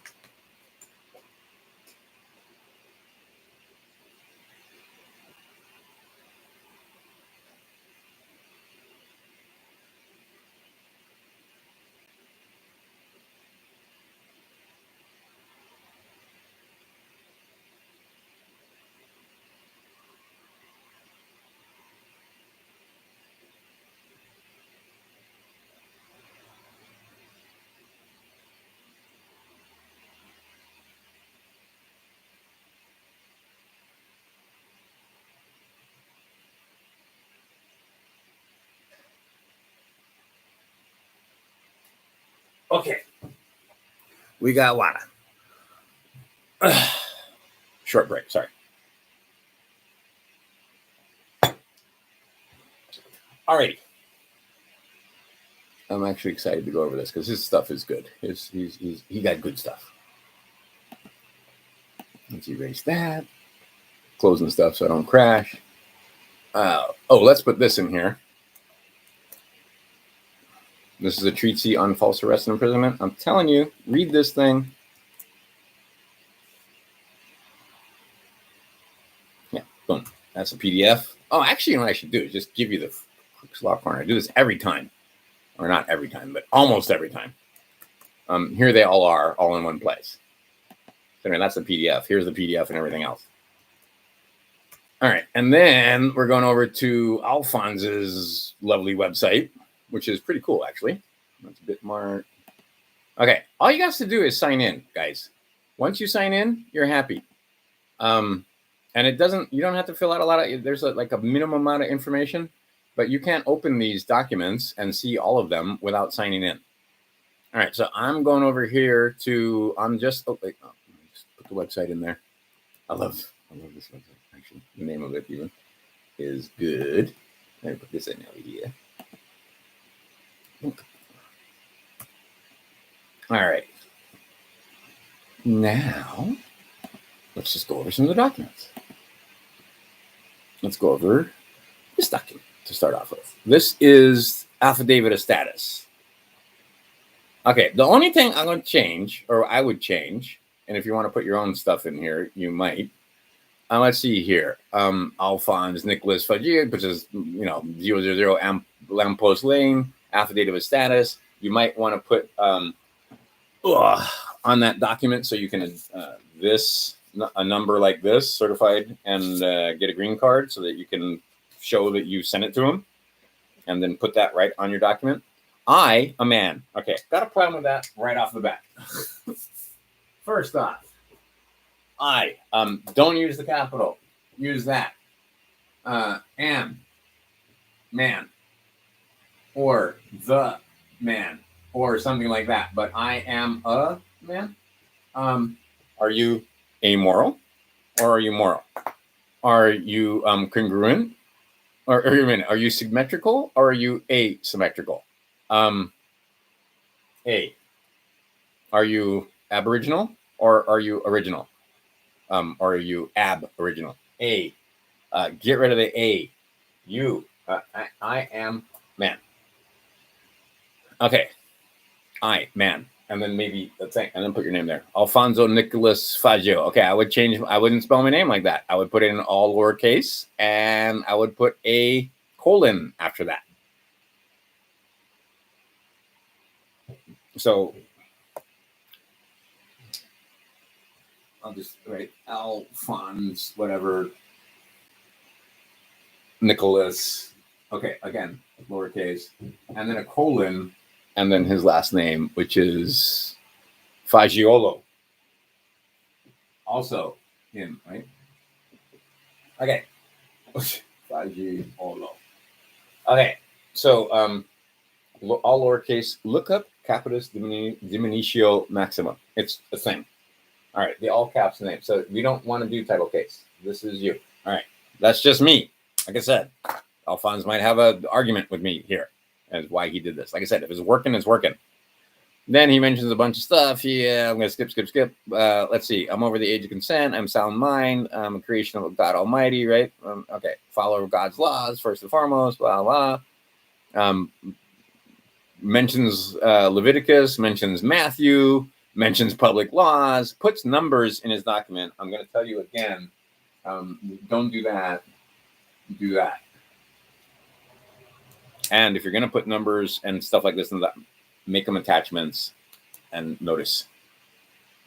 All right, let's see here. It mentions the Declaration of Independence and the Constitution of the United States. Like, okay, so you can read that paragraph for themselves, right? And then thou shalt not bear false witness against thy neighbor. Yes, that's Exodus right there, and perhaps you should pay attention to that.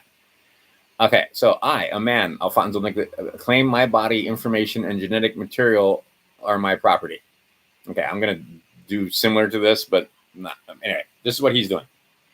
I, a man, I'll find, right, puts his name there every time. And like I said, I changed that. Claim offspring number 1, offspring number 2, blah, blah, blah, while under the age of consent are my property. I, a man, claim is my property if you own it, if you're not renting. I, a man, claim business name is my property, right? I, a man. So you're just making your statements and declarations. Am not property of persons doing business as all caps, Commonwealth of Pennsylvania, in this case, state of Hawaii, county of Maui, whatever, township, or whatever it is, right? Okay, I would change that a little bit, but make it clear that, yes, I'm not their property. And maybe ask them questions. Instead of making a declaration, you might ask a question and then make a declaration. I have no facts or evidence that I am the property of persons doing business. I have no facts or evidence that these offspring, that anyone has a superior claim to these offspring to me. I have no facts or evidence that anyone has a higher, superior claim to my body than me. Right, my information, right. Okay, so I make, then you make the declaration that you're claiming your body information and genetic material. Okay, I, a man, have no obligation. There you go. Again, I have no obligation or contract with persons doing business as Commonwealth of blah, blah, blah. If you can provide contract or obligation, or how I became the obligee or the leasee instead of leaseor, because basically what they do is they set up these trusts for you. And again, you got to know some trust law, you got to know some contract law. What are the 5 elements of contract? Okay, Safemoon part's over, by the way. Why this? Because why the fuck you want to be wealthy and have Safemoon if you have people being able to take it from you at any whim? I mean, any whim. You wasn't wearing a seatbelt, you owe us money. Oh, you did this, you owe us money. Oh, there was no injured party, but you still owe us money. Oh, you don't know your rights, so you owe us money. Oh, you need a license for this. Oh, you need to pay us for this. Oh, you need to pay us property tax. Oh, you need to pay us this and that tax. Oh, income tax. Right? You think 10% is bad on the burn for this? Wait till they try to get you for capital gains, which you don't owe. Unless, of course, you say you owe because you're in the voluntary compliance system and you have voluntarily decided to comply and voluntarily decided to make yourself part of the system. Okay, so let's see here.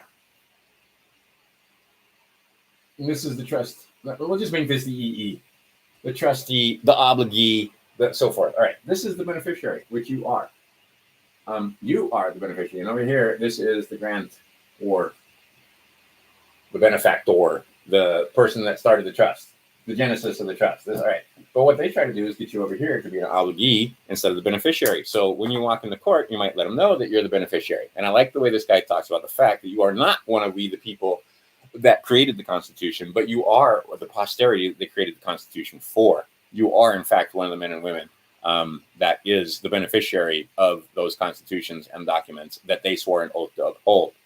So if I'm the beneficiary and you can't, okay, then you need to show me facts or evidence that I'm the trustee or the obligee or a contract. Do I have a contract with you? Do you have a power of attorney? Any of that stuff.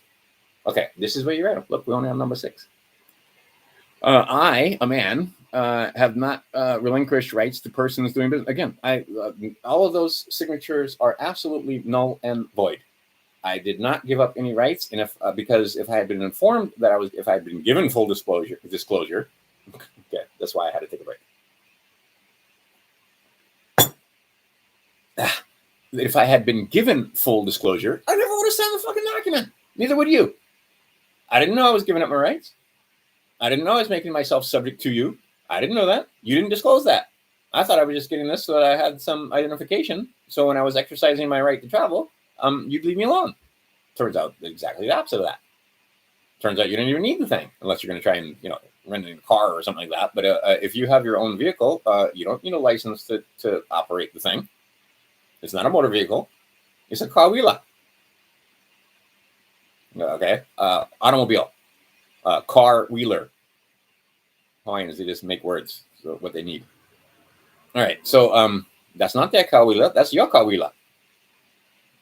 Okay. So anyway, have not relinquished rights to persons doing business as, Any of these guys. And in fact, I can find no facts or evidence that Commonwealth of Pennsylvania, County of Delaware, Township of Aston, whatever, has any. I can find no facts or evidence that they have any contract with me, that I have relinquished any of my rights to this, and that I knowingly was given disclosure and was not a victim of fraudulent concealment when you decided to try and make it so that I am the ward of the state. Again, too many words there. Right? But I mean, understand the concept that's going on. I didn't relinquish any rights. I didn't give up any rights. I didn't waive any rights. Any signature that you have that you presume waives rights or makes me a volunteer or makes me subject to is a false signature. It's invalid. I'm rescinding it. Okay. Again, I, a man, alpha. So just I, man, right? And your name in all lowercase if you want to do it this way. I wouldn't do it this way personally. But like I said, he's getting results. Why fuck with what works? Have no obligation or contract to acknowledge, believe, adhere. What? Have no obligation, contract to acknowledge, believe, adhere laws, statutes, ordinances, codes et al. Authorized by persons doing business. There you go. That's basically saying I'm not a substance. I'm not the person that's required to perform. Show me wherein that I have to conduct myself in a certain manner according to you. Also show me that I have no facts or evidence that the APA applies to the living man. I have no facts or evidence that the Code of Civil Procedure applies to the living man. In fact, I have no facts or evidence that any of the codes or statutes apply to the living man. They apply to the all caps guy over here. Right? And again, they try to get you to go from here to here. So what you need to say, also in here someplace, let's see if it's here, that I am the beneficiary, not the trustee. And I'm not the obligee, right? Any of the E's, obligee, trustee, any of that, right? Grantee, leasee, you're none of those things. You're this thing, the beneficiary. Okay. So that's what you're letting them know. And you should say words to the effect that this should be self-evident that I'm the living man. Oh, look, here, I wrote it in handwriting using one of, where's my, right? Using the Herald's purple crayon. And I put some red in there just to make sure that you noticed when I said notice. Okay, so the idea is these truths should be self-evident. We hold these truths to be self-evident. I'm a living man. How did you get authority over me? How did I become the obligee? How did I become the trustee? Did you set up a trust and try to make me the fucking trustee? Are you out your mind? Yeah, that's what they did, and that's what we've been doing, and that's what we've been playing along with all this whole time. But now that you've woken up, you realize I moved. I moved from here back to here, right? Or I moved from all the way down here back to the creation of God that has unalienable rights. Didn't acquire those rights. I can't give them to you. I can't sign them away. I always have these rights. Now, you may presume that I signed them away, but no. And I'm letting you know. You got 30 days to respond. I am noticing and providing opportunity for any man, woman, or person doing business as Commonwealth of Pennsylvania, blah, blah, blah, wherever you are, state of Hawaii, Maui family courts, whatever the fuck it is, to respond. And I'm going to give you 30 days to rebut my affidavits of status point for point. So look, I just did 10 points here. You can't write me a paragraph. You need to say, show me where I relinquish my rights. Show me where I have an obligation. Show me where I'm not the beneficiary. Show me where, right? Because otherwise all these things stand. So I would do it just slightly differently so that if you make the statement, okay, so first ask them for facts of evidence. Otherwise, this statement stands. You understand? All right, so let's just take this one, number 7. I, a man, Alfonso Nicholas Fagiolo, have not relinquished rights to persons, right? Have not relinquished, right? I have waived no right. Okay, so I can find no facts or evidence that I have waived any right on any contract.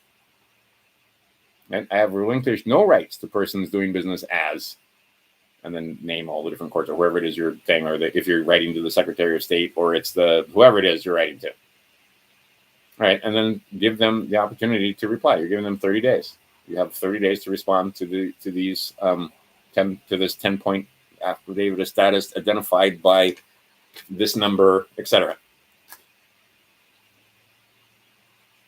Okay. Failure to rebut facts and stated herein shall serve as tacit agreement. There you go. Silence agrees. How many ways are there to respond? There's 5 ways to respond to this document. They can say, hey, you sent this to the wrong place. We're not the right people to get this document, not the right guy. They can say no, right? They can say, oh, yes, which they never will. Oh, why, by the way, you are a man. And by the way, we don't have, no, they're never going to say that. But anyway, they could say yes. Let's see, yes, but, which is the conditional response, or they can stand silent. They're going to stand silent. Silence agrees. Okay, I declare and will testify. Okay, and see here, this is where you want to make some signing statements before, at least he's got his signature on the right side of the page. You don't want to be on the left, you want to be on the right. And, ooh, I like this. You can be a notary, used without prejudice to my rights. I love it. And then you got whatever your notary signature is there, and he has a whole other thing down there for Notary Public and so forth for the state of Pennsylvania. But above your signature, I would put 28 U.S.C. 1746 1. Go look it up if you haven't. The words there. Oh, let's put it in together. What do you say? And I'll just read it to you. Oh, wait, maybe I already have that up. Let's see. I do not. All right, fine. Just closed a whole bunch of stuff. All right. Oh, and I want to read this to you really quickly because it's Saturday, and this is the Saturday service, even though I'm talking about Safemoon and money and stuff. Ephesians 6:12, King James Version.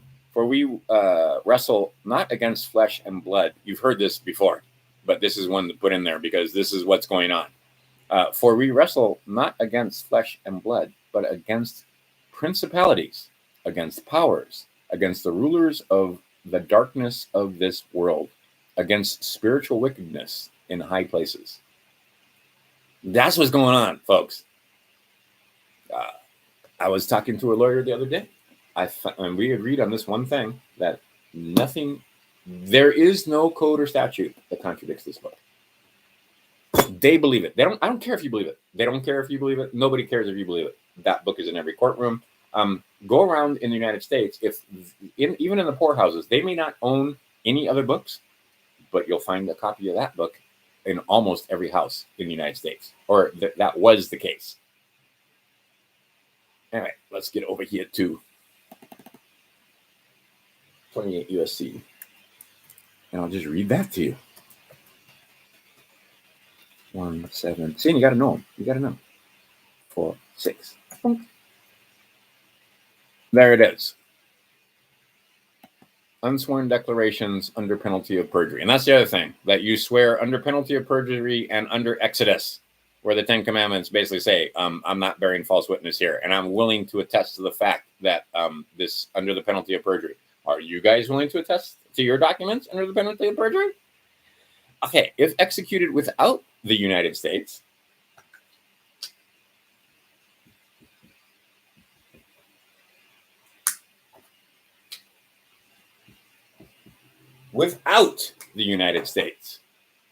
Okay, and does it say USA? No, it just says US.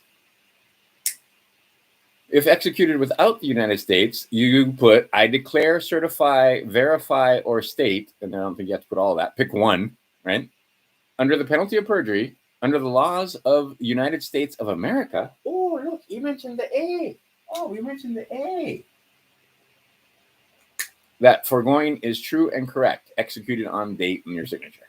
All right, so that should be, that sentence right there should be there. Again, put it in a form that they understand and that you can say, hey, look, in your own codes and statutes, which you swore an oath to uphold and protect, that's what it says. 2 is the one where they try to get you to do it and on their documents and when you sign up for passports and other documents. if executed within the United States, I'm not within, and neither are you. And that should be a declaration that you are not within the United States.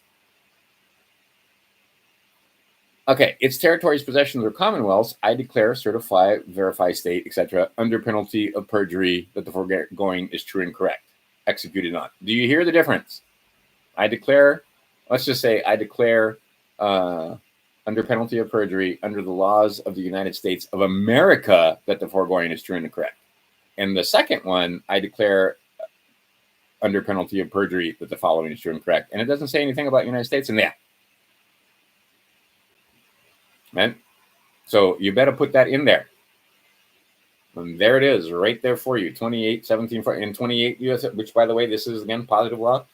They talk about you being assumption and non-assumption. So maybe you want to go read what assumption means. Assumption means that you are the person that is required. You are the person that has an obligation. You are the person that is responsible. You are the person that has duty, and that you are under obligation or custom to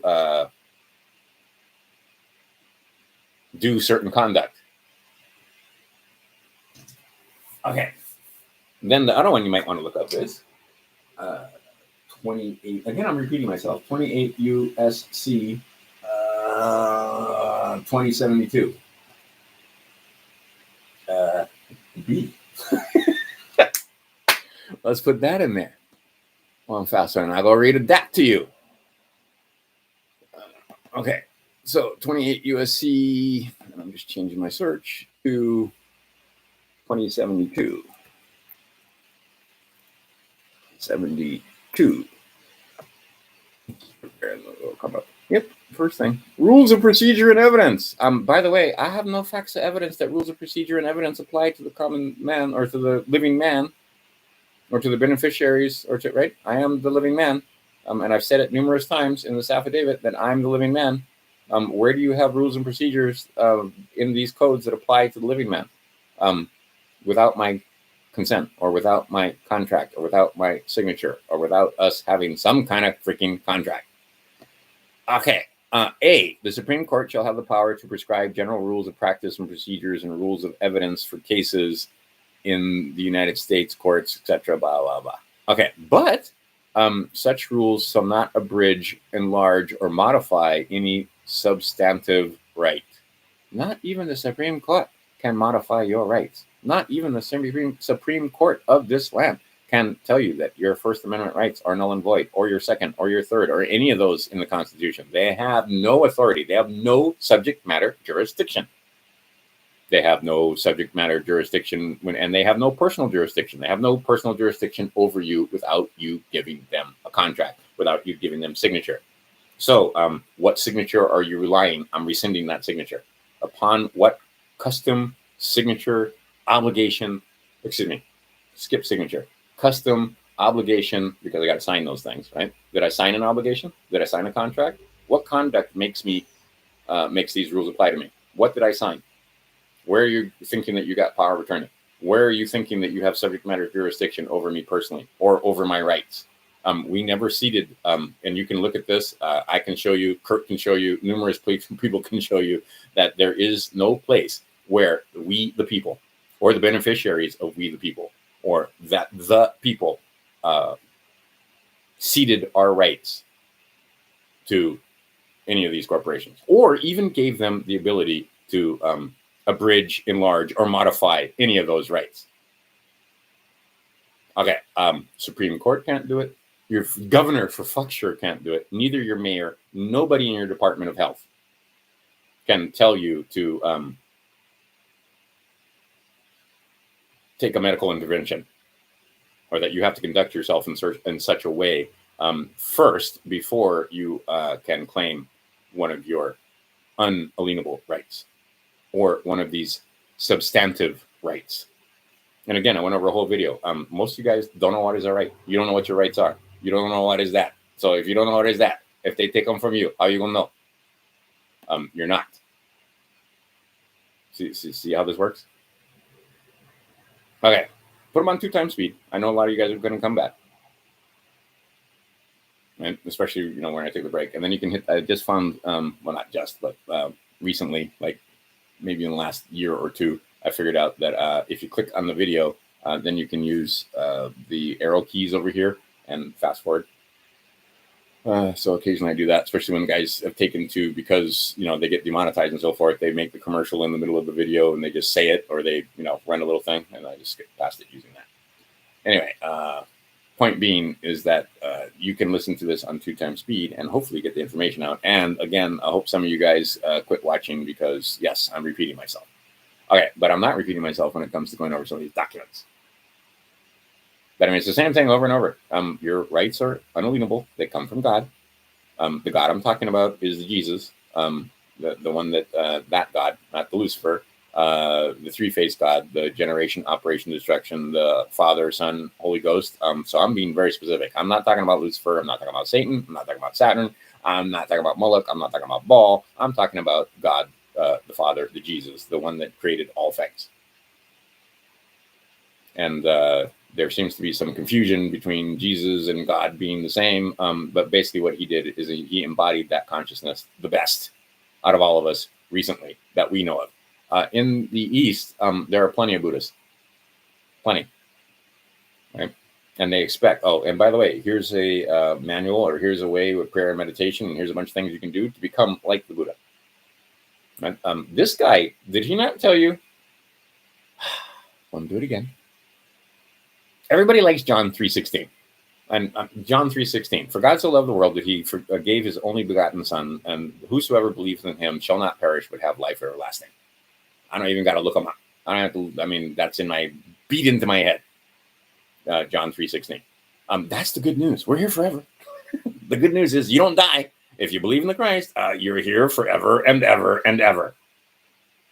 They kind of changed the thing up where apparently your forever and ever is elsewhere, not here. But there's a bunch of cultures on this planet that realize that the forever and ever is actually here and there and everywhere forever. Anyway, I prefer, if we're going to go down this path, and again, I'm going to go to another one here. Right, I thought I had that open. I do not have that open. All right, change the window. All right, fine. Okay, so then I'm going to go with, what am I? I'm going to get John, because I won't remember it exactly. John, not 3:16. Oops. But, what is that? 14:12, isn't it? Yes. See, and you got to know the book well enough that, okay, I say John 14:12. You can go look in your book and you can find it. All right, there's the code. It's a code book. Okay, so I'll read them to you. Again, King James Version. Verily, verily, I say unto you. Verily, verily, I say unto you, he that believeth on me, the works that I do, shall he do also. And greater works than these shall he do, because I go to my Father. I'm out. Right? You guys left. Look, I left you all this work. I left you how to work. Motherfuckers been changed a couple of things because they took a lot of books out and stuff. But the main thing is in here. Okay, so what's in here? If you believe on me, the works that I do, he did some good works. Right? You will do also, and greater works than these. Because I'm off. I'm off to my Father. I'll wait for you and watch and see what happens. Okay, so rather than feel guilty that God gave his only begotten Son and that you better stay in line because otherwise you're going to be punished. And by the way, he gave his only begotten Son so that you would have life everlasting. So you should feel guilty. And okay, I'm not that kind of Christian. But I am the kind of Christian that says this is a code book. There's a lot of good information in here. And right in here in John 14:12, it tells you everything he did, you can do and more. But not if you chicken shit and not if you're afraid. If you chicken shit and afraid, you're not going to do anything. If you understand that God is on your side, exactly who it is going to stand against you again? Okay, don't get crazy, because there's plenty of people that think that God's on their side and they're killing babies and they're bombing shit and blowing stuff up and stepping off their square every fucking day and causing harm and loss and thinking and disturbing the peace and mischief in their contracts and think that they're still going to have God on their side. I'm going to say no. However, if you're standing on your square, and part of the way you stand on your square, see mischief in the contracts, disturbing the peace, loss, harm. If you're not doing any of that, you're good. Now, no mischief in your contracts. Okay, so this is where me and Alphonse kind of go like that a little bit, is just notice. Okay, before I do any of this stuff, I'm giving you notice. If you can't show me that I'm under your purview, I'm suing you. If you can't show me, if you can't rebut these affidavits. Okay, so first, before I even make a grievance or any kind, right, we're Christians. So before I go do or tell or go talk to a marshal or anybody else, and again, the stuff is there, and you can see on Kurt's Law Corner, they're not fucking around. They went to the marshals. Okay, but before I do any of that, I'm going to give you the opportunity to show me that we have contract. I'm going to give you. I'm going to stay in honor, and I'm going to give you the chance to be honorable. Show me how how you came to these presumptions.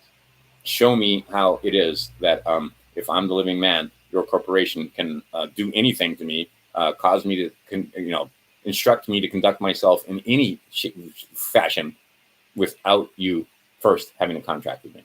Show it to me. And if you know a contract, and if you don't have a valid contract, then you don't. Okay, cease and desist. Stop it.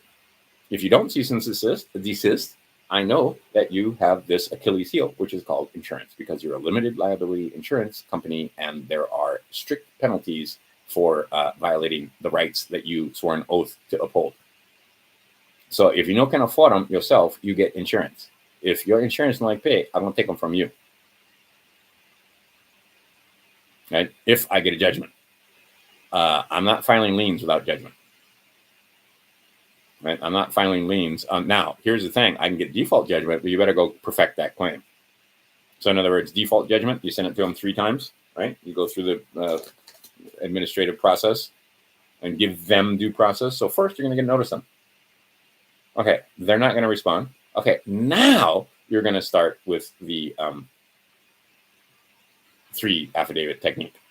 Okay, then when they don't respond, look, I told you I was a man. I told you you didn't have a contract. You never once showed me that we had a contract. You didn't do all these different things. And like I said, I got to bring up another letter here in just a second. Okay, now I can start saying, well, the penalty for that is this. The penalty for that is this. I'm going to complain to this person. I'm going to file this judicial grievance. I'm going to file, because look, I gave you the opportunity to respond. You didn't respond. And they better respond point by point, not with just, this is some frivolous document. Okay, I don't think it's frivolous. My rights are not frivolous to me.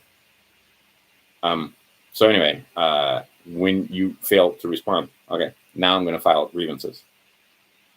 Okay, and in the state of Hawaii, it's complaints. So now I'm going to file judicial grievances, and I'm going to file bar grievances. And if the judge has got a bar card, I'm going to file a judicial grievance and a bar grievance. Okay. Once you file those, their insurance company may be talking to them about, excuse me, this guy's probably going to file a claim, especially if you send the documents that you sent in. He noticed you, and you didn't respond, and you didn't tell us. They might have a problem with said employee and continuing to offer them insurance. Said employee may not work if he doesn't have insurance. And what is the work that he does? Legal business. Policy enforcement, wealth extraction, keeping you muggles in line. And when I say you, I mean me. Because God knows I've been in court before and paid when I was completely ignorant. Although the last few times, like I said, last time I was down there, they wouldn't let me in the courtroom. Time before that, they were like, would you get out of here for $20? And being a dumbass, I was like, yeah, I'll get out of here, because I just watched numerous people pay $400 for the same offense. So I thought $20 was a pretty good discount. But it was still $20, and it's still, they wrote the bonds. And then it turned out there was an $80 filing fee or whatever it is, paperwork fee. So I wound up paying $100, not just $20. And then I just went, right. But I almost guarantee you they're not inviting me back. Okay, then what?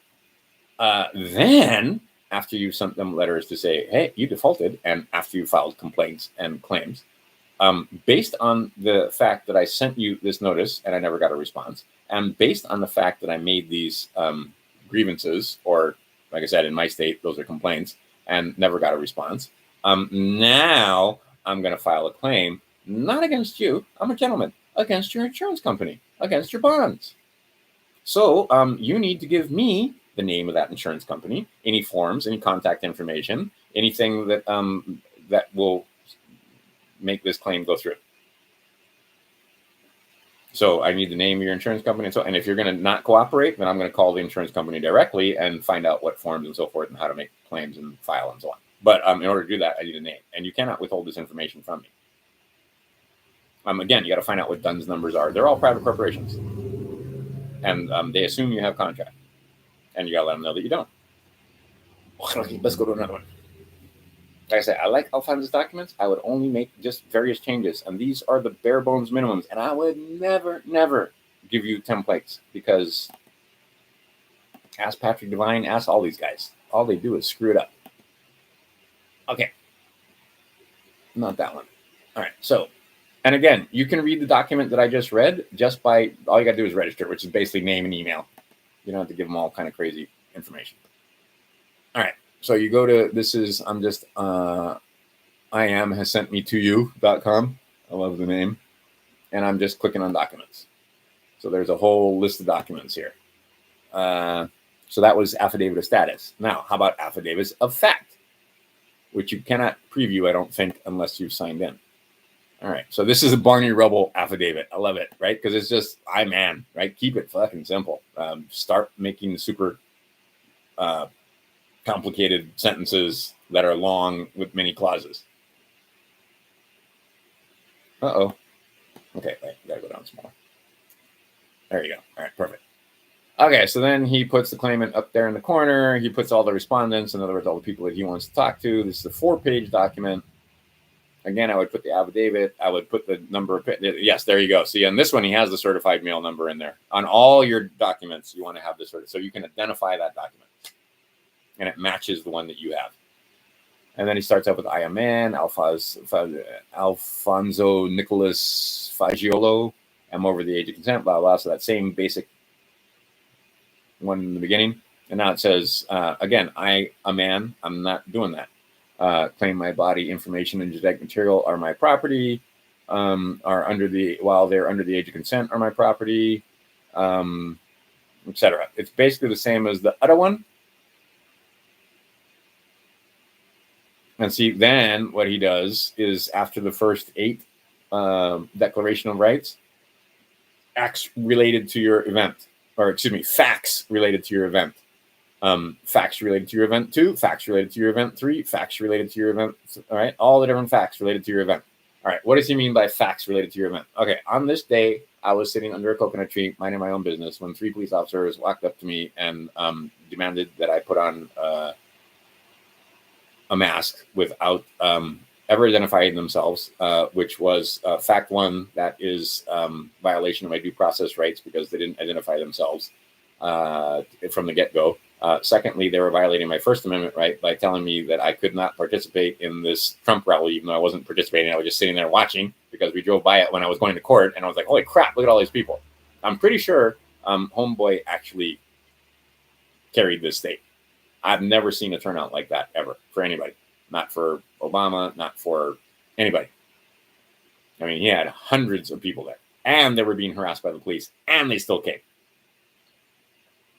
So I don't know. And then across the street were like 5 angry Antifa guys and a couple of Biden guys, and that was it. Like never more than 10. Meantime, across the street, there's hundreds, literally hundreds. And hot chicks and dancing and music and fun, and it was hilarious. And yeah, anyway, and the cops were harassing, making sure everybody had their mask on and shit. Anyway, all right. So they were violating my First Amendment right by saying that I had to obey their rules and orders before I could participate in my First Amendment right, which may not be abridged by any fucking rule or order, which was to gather peacefully, right? To peacefully assemble. All right. So anyway, you put your facts and data, right? Okay. You can't just say, oh, they violated my rights. You got to say, what did they do? What time was it? Where were you? Right? The who, where, why, what, when. Okay. So you got to know who you are. You got to know where you are. You got to know who they are. You got to know where they are, where they think they are. They think they're in the county of Maui. I don't think I'm in the county of Maui. I think I'm on the island of Maui, but I'm not in the county. Oh, look, I signed 1746-1. Tells me I'm without, not within. Okay, this stuff not hard, guys. Once you guys start figuring this stuff out, it's not hard. It's just crazy because we never learned this in slave school. So again, on the signing statement, I declare and will testify via voice in open court under penalty of perjury that herein all herein is true. See, again, you might mention Exodus, the fact that you're not going to bear witness, false witness against your neighbor. You might put that signing statement that you're signing within the. Anyway, go look at 1746-1 and make sure that that wording is used above your signature or autograph. And then again, signature, thumbprint, and have I got it? Yes, I do. Oops. And your seal. Right? So everywhere you see that. And that's why you see LS in the documents, wherever the seal is. You'll see LS if it's a copy. See, but the original document, this will be a raised seal. Father, Son, Holy Ghost. Right? Generation, operation, mark on the page, destruction. G-O-D, it's everywhere. The three-faced God. They're everywhere. Okay. So make sure you're without. IRS knows that I'm without. I did that by accident. Once they figured out that I was without, well, then there's no taxable income from within. So they have no authority or jurisdiction to write me a letter or do anything. And they just kind of went, okay, bye then. Okay. And again, not getting away with anything. I'm not the person to whom Title USC 26 applies.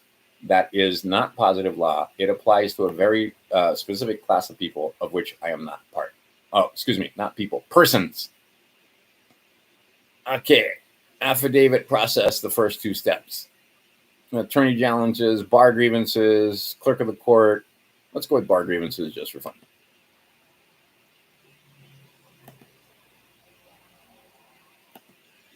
Oops. Utah bar grievances. Oops, I don't want to open that one. Michigan. Wow, look at them all. He's added a whole bunch more since the last time I was here. Look, Pennsylvania bar grievance, California bar grievance, Ontario, New Jersey, Alaska, Michigan, UK, Utah, Hawaii missing, Texas missing. Let's just pick one. I'm going to pick California because there's a chance that one of you guys is from California. Okay, so we preview the grievance. Takes a second. All right, State Bar of California. Dear sir or madam, in order to help us evaluate the process, that's the letter that comes back from them. And then apparently, it's just a letter from them. Some things you should know.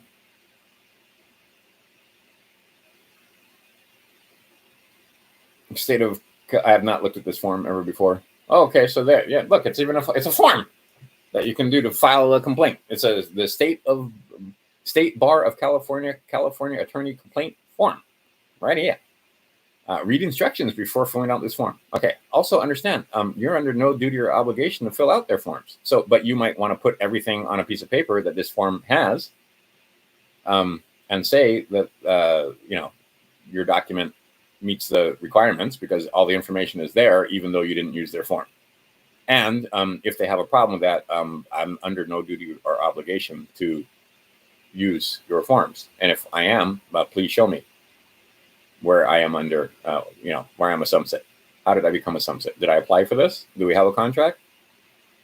Is there an obligation? Is there is there custom that I was unaware of? Because you're not, believe me, custom is the highest form of law. And they will use that it's our custom. All right.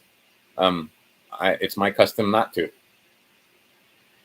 Let's see here. So basically this form is really simple. Your name, address, phone number, etc.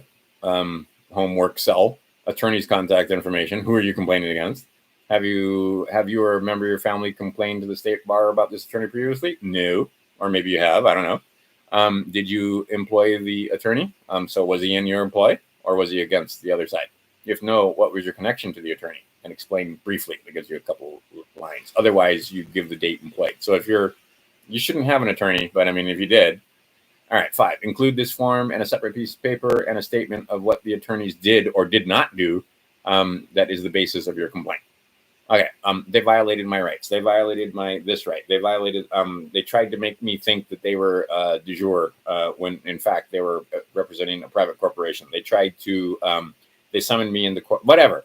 I mean, just like I said, you got to know your rights, and then you got to understand the violations. Which is why we're going to go over to Title 18 just briefly in a second, because those are criminal complaints, and you complain there. Otherwise, it's USC 42, and those are civil complaints. And see, I walked into a court of law my own self. Just to go see, even though I knew I didn't have to be in there. And sure enough, everything was they asked me to pronounce my last name because they were trying to commit joinder. When I asked them pointed questions, they either deferred or denied. They tried to lower my status by calling me Mr. and my middle name. They tried to lower my stat. They tried to say that they had a superior interest in my son. They did all manner of things that I can complain about. I'm a complainer. See, nobody likes to be a complainer, but otherwise they're getting away with this. So we got to complain. If your complaint is about a lawsuit, answer the following if known. Name of the court, for example, Superior Court, or the name of the county, whatever. Title of the suit, for example, Smith versus Jones. So yeah, if you put in other words, put the title of your suit, you might want to put your case number and docket number, or any other information or any other numbers that they have there. Appropriate date. Approximate date the suit was filed, when did this happen? If you are not a party to the suit, what is your connection to it? Okay. Size of the law firm you're complaining about, 1 attorney, 2 to 10 attorneys, unknown, blah, blah. Translation information. If you require that the state bar utilize formal translation services, for those of you that are Hawaiian, you may want to fuck with them, because the Hawaiian language is absolutely the official language of the state, along with English. It says it right in our Constitution, the Hawaii State Constitution. So those of you who can, what is it? The Olelo. If you understand Kanaka Olelo, go ahead. Use the voice of your people and speak in Hawaiian, just to mess with them. But you're going to have problems, promise. Bumpy Kanaheli is sitting in prison because of that. Because these guys don't do it the right way. Anyway, so there's your bar grievance. It's not hard. Who are they? Who are you? What'd they do? When? This, like I said, this stuff not hard. Okay, they're coming for us. They're killing us. Maybe it's time to make some complaints and get them out of the way. Judge challenges. Oh, fee schedules. Let's take a look at the fee schedules. Barney Rebel fee schedule. I love it. I like this guy, period. Because it is. It's Barney Rubble, right? Me, caveman. Oh, me, right? I, man. Don't get all complicated with your sentences. Notice of liability and fee schedule. I, a man. See, get rid of that. You're not a man. You're not amoral. You're not asymmetrical. Look up all the A words. It means the opposite of whatever it is. All right. So then it's the basic same claims, each one. And then, oh, excellent. Then he mentions the fine for each incident of trespass and administration of my property without right is $100,000 per man and woman involved. I would write this in red. This is your fee schedule. The fine for each utterance of forged document against me, or against I, a man, I'll find right against, and I would put, see, and there's where I'd put me, and then my name's in all lowercase. Like I said, just slight differences. I would not cut and paste his documents. You can make them better, not worse. And I don't think he'd argue with you. And I think he might have a problem if you just cut and paste all the stuff and not know what it means. Let's see here. Fines may be enforced through the commercial lien process against each man. Yeah, but if you're going to use commercial lien, like I said, you better get judgments, or you better get default judgments, wherein you do the 3-step process where you give them the affidavit. They don't respond. You give them another chance to respond. They still don't respond. Then finally, you give them an affidavit of default. Then you take that affidavit of default into a court of law and perfect it, wherein they say, yeah, you did all this process. They didn't respond. And you get a judgment. Then you go do a commercial lien. All right, now they're fucked. Let's see here. Any attorney that involves himself in any matter involving, right, will not only a bar. Oh, okay. Let's slow down and back up. Fines. There you go. Fines may be enforced through saying it says may, right, be enforced through the commercial lien process against every man and woman in their individual capacity, or fines may be enforced through the formal judicial process in a court of record with all the quantities. That's black seed oil dripping out of my nose. I've been having every day. I've been putting black seed oil up there, and I'm telling you, it makes a huge difference. And you want that. Meantime, other people around me are having allergy attacks for whatever reason because it's spring and there's anyway, and all I have is just this slight runny nose. And if I blew my nose, I'd be fine. But it's also because I've been talking. But anyway, I noticed that on videos, and because I'm animated and stuff, people think other things. But no, it's black seed oil. All right, so fines may be enforced through formal judicial process in a court of record with all the qualities and incidents of a court of record at common law. Notice it doesn't say in common law. He uses the right word there. He doesn't say of common law. He says a court of record at common law. Any attorney that involves themselves in any matter involving myself, right? Me, myself, Alphonse, Nicholas, Fagio. And like I said, I would do the thing where it was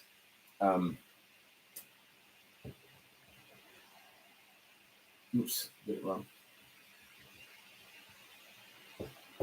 And then the last name. I was going to put Smith, but it's Adams, right? Oops, and no capital. It's Adams. Right? I, comma, John Quincy Adams. Or I, you don't have to put a man there. Or you could put the man, the living man, or some other thing. And then this form right there. Okay, anyway, and my property will not only be bar grieved, I like it, but will be served affidavits and notice of claim for trespassing and administering my property without right and uttering forged documents right? And I would put fraudulent conveyance of language for myself, but all right, uttering forged documents, fraudulent conveyance of language, non-disclosure, throw whatever you can at them, as long as it's true and correct. Don't make up stuff. You make up stuff, you deserve what you get. Any attorney that involves himself in any matter that I'm involving the living man will have state and federal criminal complaints filed against them. Yay! Go over to Kirk's Law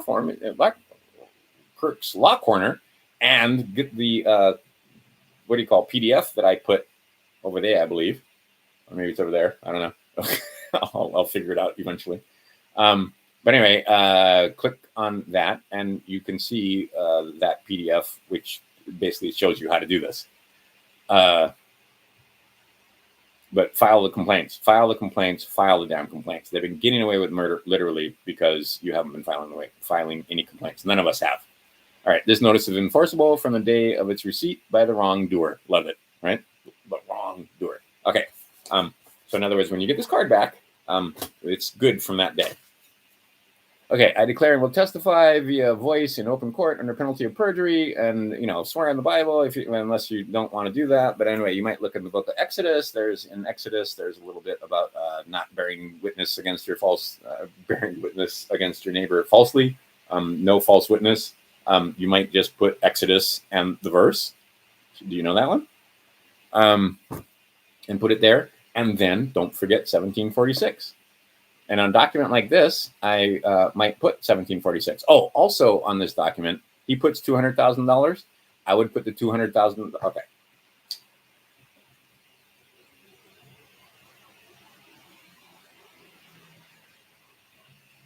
Spell it out.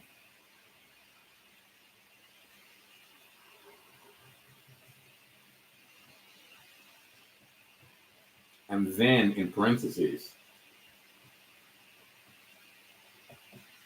that's just good form.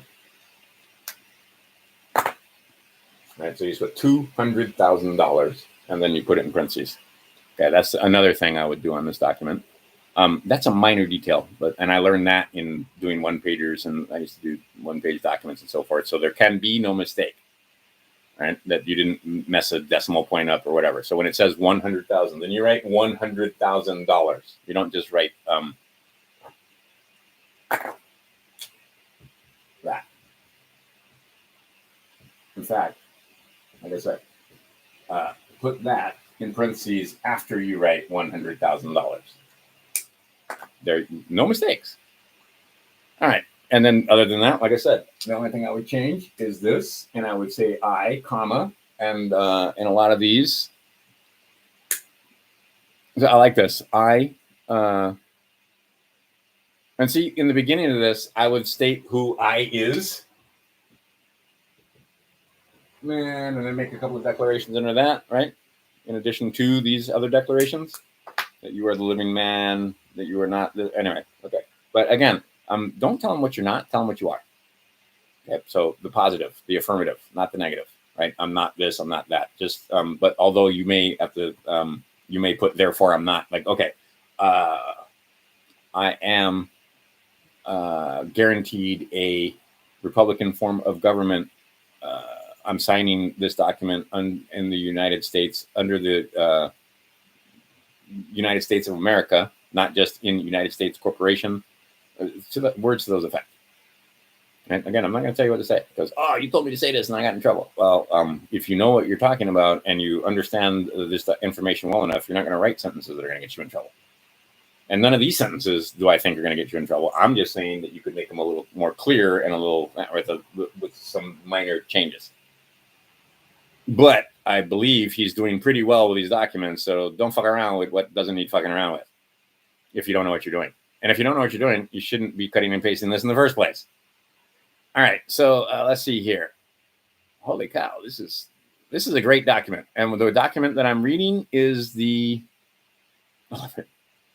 to the wrongdoers is the Barney Rubble fee schedule. And this is the thing: get your fee schedules in ahead of time, right? Get all this paperwork in before you have problems, not after. Am I making sense? Okay, I've gone on 2 hours and a half. Enough. Let's go look over here and see all your comments.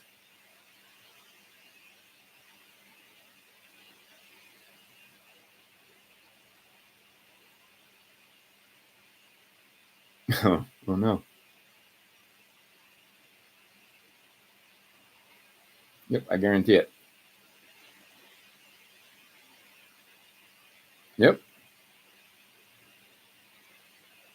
Yeah, I know. I've having the same. You thought you hit like and it didn't. Also, getting unsubscribed from certain people is like, I know I subscribed and now I'm not.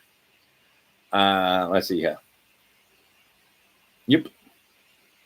Is it a billion theta? Let's find out.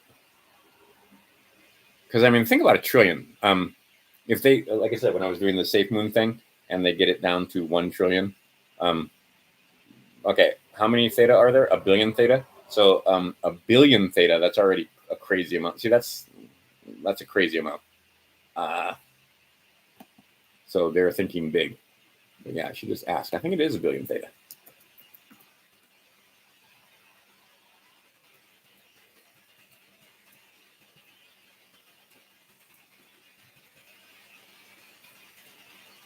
And that's why, yep, it's a billion. There's a billion theta tokens. All right. There's a quadrillion Safemoon. Multiple factors higher. So let's see here. To get to, I mean, let's just do the freaking math, people. Let's see, I did this before where I was being a complete dork, but there's your hundreds. There's your hundreds of thousands. So that would be a million. There's your millions. There's your billions. So 1 billion, right? Hold on a second here. See, I'm getting all confused. Hundreds, thousands, millions, billions. All right, there you go. So 1 billion, right? Number identification for little kids. Hundreds, thousands, millions, 1 billion, 1 trillion. All right? Look at all those zeros. And then, oh, well, I'll tell you what, put them over here. There's your quadrillion. Look at all those commas. All right, so now we're currently down to like 584 trillion. Meantime, theta is over here.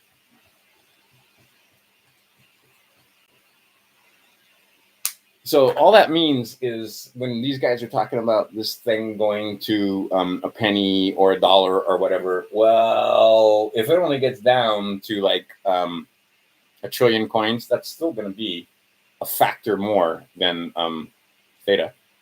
And what Bitcoin is, I think, 21 million. But see, here's the thing: you got to know about the satoshis, right? So you have that many decimals. You can break each Bitcoin. It's fungible. You can break each Bitcoin into many tiny pieces, right? So like, because I had friends that they thought that well, I can't buy any Bitcoin anymore because one Bitcoin is $50,000 and I don't have $50,000. Dude, you can buy $20 for the Bitcoin if you know what you're doing. Anyhow, the point being is that the Safemoon way the hell up. I mean, the crazy amount of Safemoon. Okay, so they're burning it. They're never going to get down to a billion because they're never going to get down to a billion. They might get down to a few trillion, but I mean, think about it. It's 1,000 billion. 1,000 billion is what you get, all right? Because right. So let's just talk about the numbers. All right, so there's 10, and then 100, right? So 1,000 trillion, right, is a. Oh wait, sorry. With this amount of zeros, that would be 1,000 billion is 1 trillion. 1,000 trillion is 1 quadrillion, which is what they started out with. I mean, it's freaking nuts. All right, so for them to get down to any reasonable number, like I said, they cut it in half. They cut it in half again. They cut it in half again. They cut it in half again. They cut it in half again, and it's still trillions and trillions and trillions. I mean, what was the number we finally got to down here? I'll have to watch the video again and see. But I mean, it was still trillions. Meantime, theta only has a billion total, right? Okay, so there's people in here that have trillions of coins, like 27 trillion coins or something crazy. It's some of the what do you call founders or original investors or whoever they are. They call them the whales. They have trillions of coins. Meantime, you can't have trillions of theta because there aren't trillions. There's only 1 billion to start with.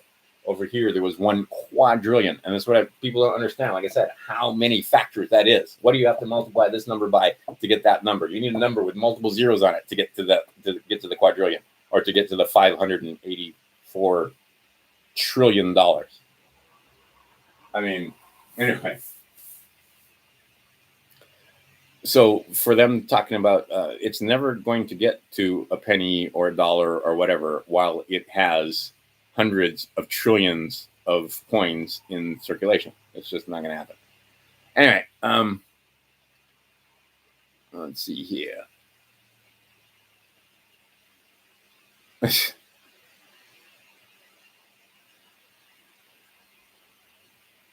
Yay.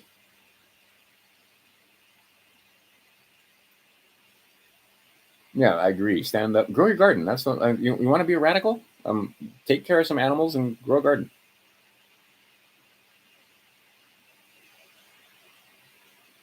Yes, there you go. Yeah, so Tesla was accepting Bitcoin. Now it isn't accepting Bitcoin. I mean, he's just messing with the market, and that gives them excuse because the markets are rigged. They're all rigged. Gold market's rigged. The oil market's rigged. If you don't think they can rig markets that are that, the bond market is rigged. The money market. I mean, they're all rigged. If you don't think they can rig markets that big, then you think that Bitcoin and other the coin market is not rigged. But I'm telling you, it's rigged. They can do whatever they want with those numbers on the computers because they got all the computers. All right. No, it was Professor Mark Skidmore, not Jim Willey. But all right. Yep, there you go. I absolutely agree. That the guy he'll say whatever the whores tell him to say, and he's a whore himself. So whatever he's told to say is what he'll say.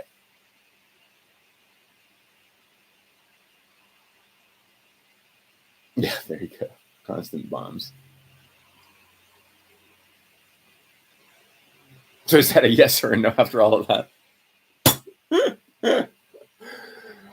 I don't know. It's your money, not mine. So if you're willing to take the risk on Safemoon, go ahead. I was willing to take some risk on Safemoon, but it's because I had money to lose. Like I literally, a friend of mine's son is like, and she just like in the .com boom. Hey, have you heard about this, this, and this?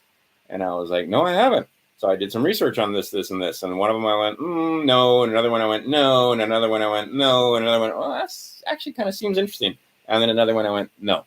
Okay, so I said, yeah, you know what? He's like, oh, you should put $2,000 in this, and I was like, you know what? I'm not willing to risk $2,000. I'm willing to risk $1,000 though, because I'd only done cursory research at that time. So I mean, $1,000. If I lose $1,000, am I going to be happy about it? No, but is it going to kill me and change my lifestyle? No, right? I know people that would put $1,000 in, and now they can't make rent, or now they can't buy gas, or now they don't have food. I wouldn't do that, thinking that suddenly your $1,000 is going to be $2,000. But if you put and see now I look hindsight being 2020, should have put $2,000 in because I could afford to lose 2,000 too. But I was willing to even risk that much because I mean this is very high risk, and this is just I've been through this before about 20 years ago. It was called the .com boom back then. Now this is the Bitcoin, or well, Bitcoin like Kleenex. Now this is the crypto boom, and I see the same, and I see the same answer. I see the same thing happening in the long term is that it's going to go back down again. Not all of them, but a lot of coins. Like there's 4,000 coins, and again, only what you can afford to lose. If you can't afford to lose $1,000, put 100 in. If you can't afford to lose $100, don't do this. Go get food and water instead. I'm just saying. So when it comes down to investment advice or telling you to buy this coin or that, I'm not telling you to buy, especially Safemoon, because I can tell you, like I said, I've been in since there were only 300 subscribers. There's now 2 million subscribers. That'll give you a clue at what price I'm in at. And I'm in super cheap compared to what it is now. So I wouldn't feel good about telling you to buy it because you're in way, way, way over where I am, right? Multiple times, like more than 10 bags higher than where I am. So I'm not going to say one way or the other. If you go do your research, I think that if you swap for some Safemoon today, I am speculating. And see, it's just speculation. I don't have proof. I have a gut feeling that this is not going to be buy on the rumor, sell on the news. It's actually going to be news that causes the price to move. Okay, if I'm wrong, the price is going to crash and I'm going to lose nothing because I'm already up. But I'm just not going to have as much as I would have. It's sitting there at 9.7, right? 5 zeros and a 9 still at the moment. What's Theta doing just for fun? Theta T-Fuel sitting at 32. Boo. Because I have a lot of T-Fuel at 41. And I got a lot of Theta in the teens. And right now it's sitting at 9.73. But on the bright side, I have a lot of Theta at 65 cents and $1.65. Anyway, my average, I'm way up on Theta. But my latest buys look boneheaded because I put money in when it was too high. And I could have bought it all cheaper. But oh well. See, this is one of those times, again, how I know that this market is crazy is I'm not worried about it because I know that eventually it's going to go past my entry point, even though I entered high. Okay. That tells you, that doesn't just tell you bull market. That tells you bubble market. We are in the bubble of bubbles here. Everything bubble, real estate bubble, bond bubble, dollar bubble. I bet you some of these commodities are in bubble, but I mean, bubble, bubble, bubble, look all over the place. They blew bubbles everywhere. And why? Because of this shit. They printed so damn much of it, and then they made it easy to get into the. Anyway, you know the drill.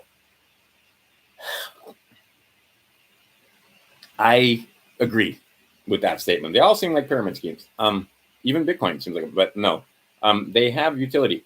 Like Bitcoin has utility from moving. If you want to move a large chunk of money from here to there and not have anybody say boo about it and not have to pay, Bitcoin is the way to do it. And see, a lot of people didn't understand. Like I think the guy from Pimco, and I could see that guy's face, and a couple others that were saying is that they underestimated. The only guy that hasn't recanted is because he's sure that it's gonna go south is Peter Schiff. But all the other ones basically said, yeah, we kind of got it wrong because look at the price of Bitcoin.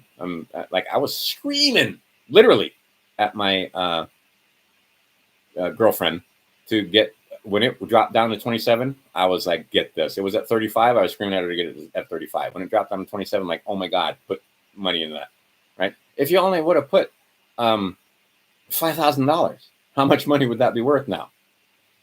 I mean, can you do the math? I mean, because from like, let's just say from 3,000, how many times the money is that to get to, what was it, 64 at one point? I would have been selling before that, but I mean, let's say it just got to 60. There's 20 times your money right there, 20 bagger. So $5,000, $100,000, right? $1,000, $20,000 in no time.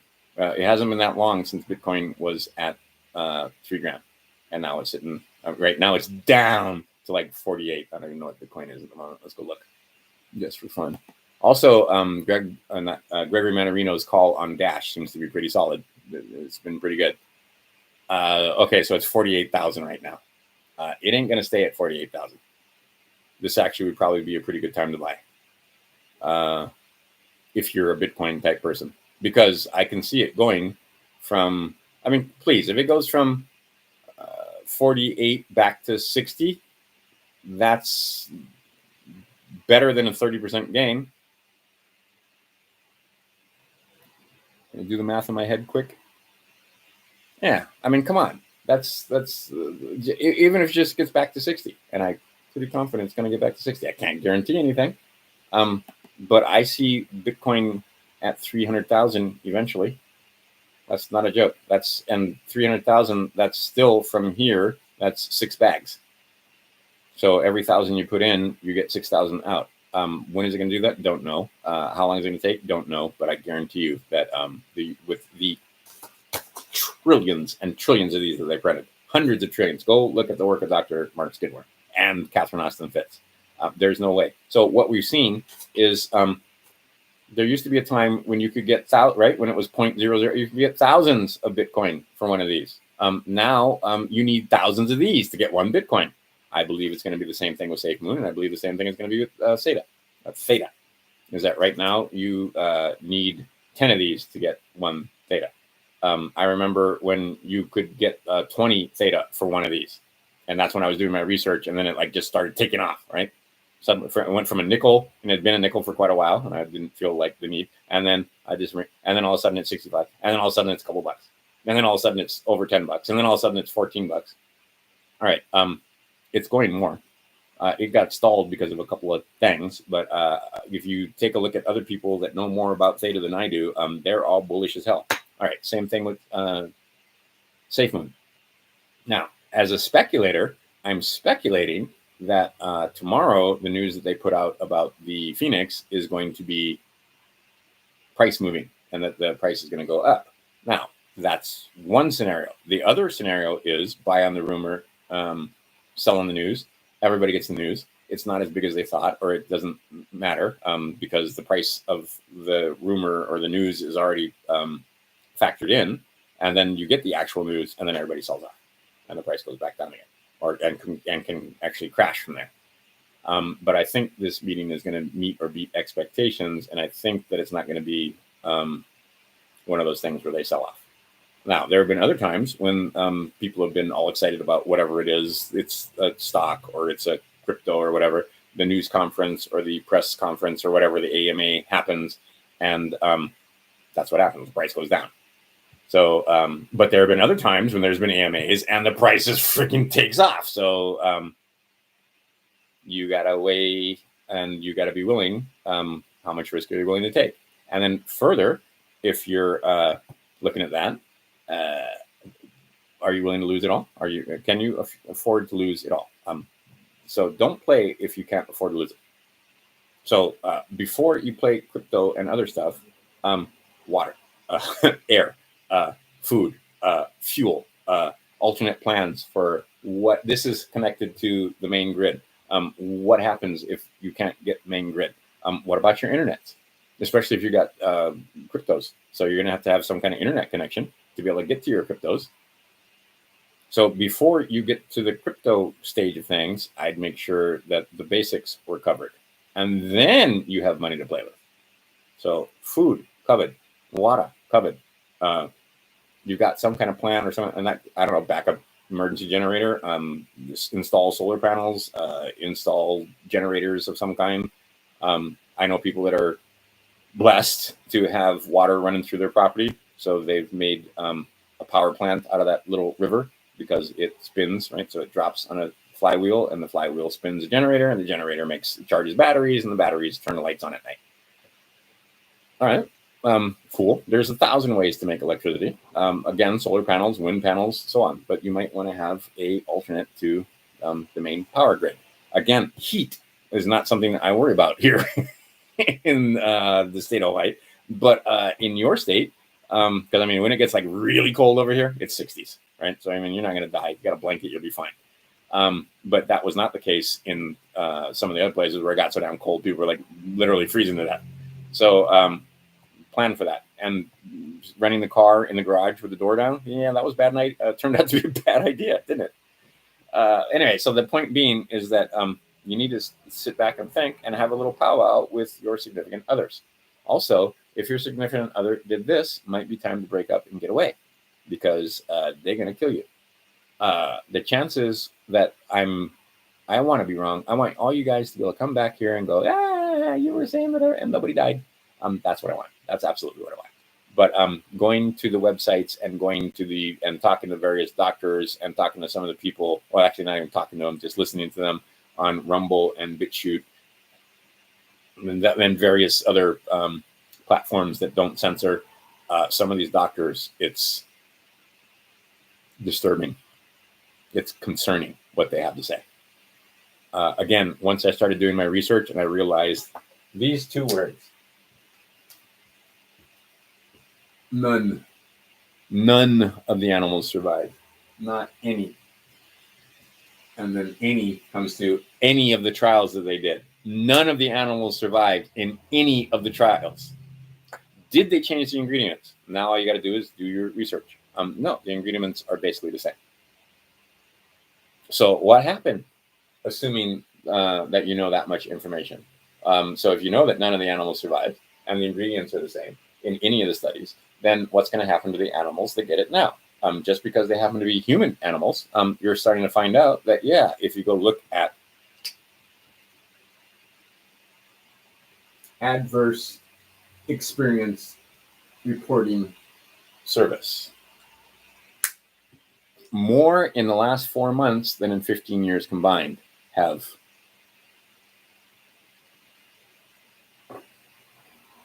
Okay, there's a clue. This is only 1% if we're doing the math. So multiply by 100, and if that number is 3,000, then it's 300,000 because we only got about 1% reporting. Probably less than that, actually. Okay, millions and millions of just adverse. I mean, you know, that's the most extreme adverse reaction is dying. But skin rashes, boils, blisters, headaches, strange reports of people now being able to put a magnet on where they got their shot and being magnetized. That comes from Cliff High. I've seen the numerous, well, they're gone now, but at the time, Instagram, Facebook, other places where they were sharing information and thousands of people chimed in. Like all of a sudden, like 30, 40,000 people. That's just an indication because that one post wasn't seen by the whole, right? So the point being is that many people had the same experiences when it came to spontaneous abortion, miscarriage, etc. When it came to the women having horrifying periods, etc. So again, might want to take a look at that. The fact that this is actually happening. All right. If I'm correct, and I don't want to be, what do you think that's going to do to the price of real estate? What do you think that's going to, like, I've seen memes online where it's like 100 billion doses administered. And then they show a picture of the Georgia Guidestones in this utterly and completely unrelated photograph. ... Don't know. It remains to be seen. I'm very, very concerned because what I've seen on other places, and see if you're on Facebook or here or Instagram or other places that they sanitize and make it so that you can't speak freely, every single place is being censored. And if you watch mainstream media, no problem, no problem. Nobody's reported a thing, not even a headache. I can speak clearly now. I have at least two friends who have passed. I know another guy, a pretty good friend of mine, was doing some work with his dog and stuff like that. He knows six people, four in one family alone, that make after they did that. All right. So in my immediate circle, I only know two, but one generation out, it starts getting huge because, like I said, I was on the phone commiserating with a friend how many people they know that have either they were surprised, and so was I to hear that they decided to get this, and how many of them have had either died or had adverse reaction. The number is high. It's not zero.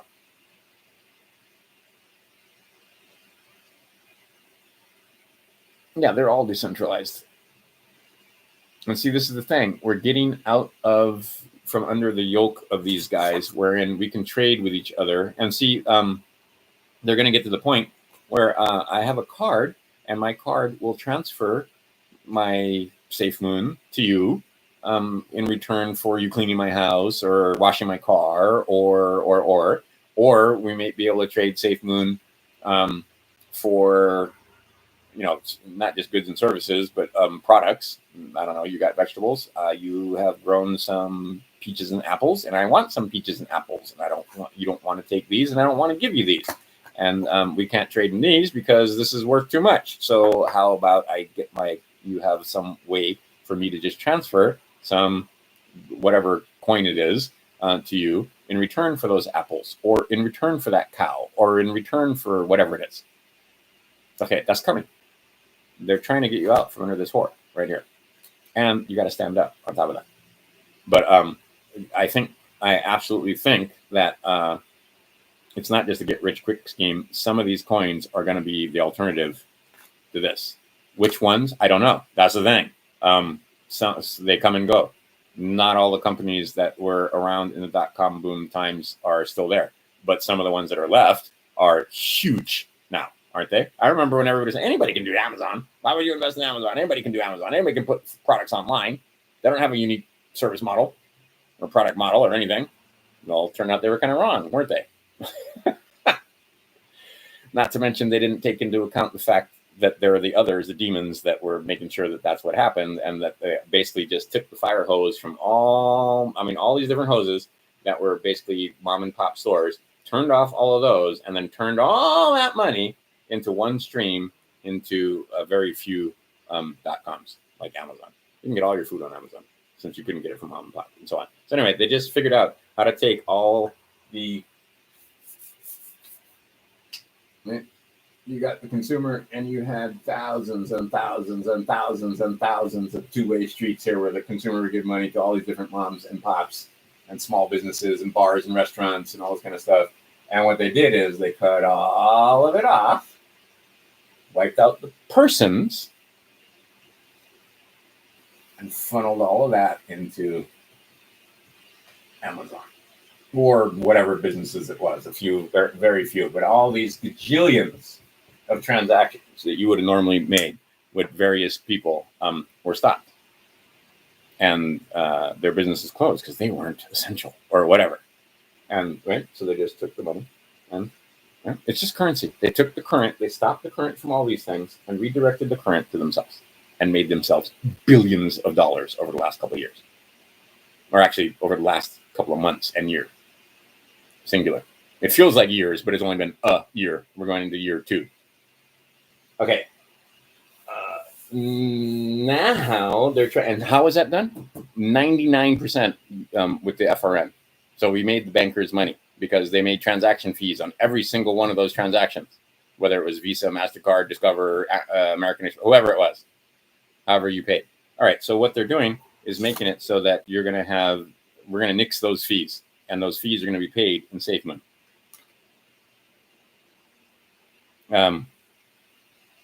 Guys, I can't tell you how big some of these coins are going to be, because they're going to be the replacement for this. And if you understand that it's trillions and trillions, and all you're going to do is put your basket out and try and catch. Right? Here's you, and here's you with your little basket, and there's going to be all this stuff falling, and you're going to try and catch it. Okay, so the bigger your bucket, the more you can catch. But I'm telling you that there's trillions and trillions and trillions of FRNs. We know this, and they are going to have to go migrate into other stuff. They're not going to get destroyed. They keep getting created. Other people take the FRNs, because all it is transferring debt back and forth, right? These are debt transfer agreements. When you put this in your bank, it becomes assets of the bank, not yours. But anyway, the idea being is that there are going to be many alternatives proffered, and some of them are going to stick and some of them aren't. I think Safemoon might be one. I think Bitcoin might be one. I think Ethereum, well, Safemoon's better than Ethereum in many ways. Excuse me, Theta is better than Ethereum in many ways. So which one of these coins is going to be the one? I don't know. There's 4,000 of them. I think Bitcoin's going to be one. I think Safemoon might be one, which is crazy because right now it's just getting started. It's only like 60 days old, or not even, or maybe just a little past 60 days old, and it's already done all these crazy things and got 2 million subscribers and so on. So right now they got Momo for sure. But, you know, Wang computers, I remember when Wang was a big deal, and you can't buy a Wang anymore. But Wang was one of the geniuses, and there ain't no Wang computers anymore. Anyway, so will Safemoon make it? I don't know. Looks like Bitcoin's going to, because they were one of the first ones. And again, if you understand the history of Bitcoin, I'm not going to go there because I'm already 3 hours, but enough. So bottom line is we have many big, huge changes coming up. The way we travel is changing. The way we do commerce, the way we transact with each other is changing. The money. So like I said, the money is changing. So this isn't the end of the world. It's just a transition from what used to be this world reserve currency, what used to be the currency that we use to transact with, is going to be replaced, because they've taken it, like they always do. And you've been told a million times by a million people besides me that they take this and print too much of it. And the evidence, go look up the work of Dr. Mark Skidmore. Hundreds of trillions of these. Now, not just hundreds of billions, not just a few trillion, hundreds of trillions.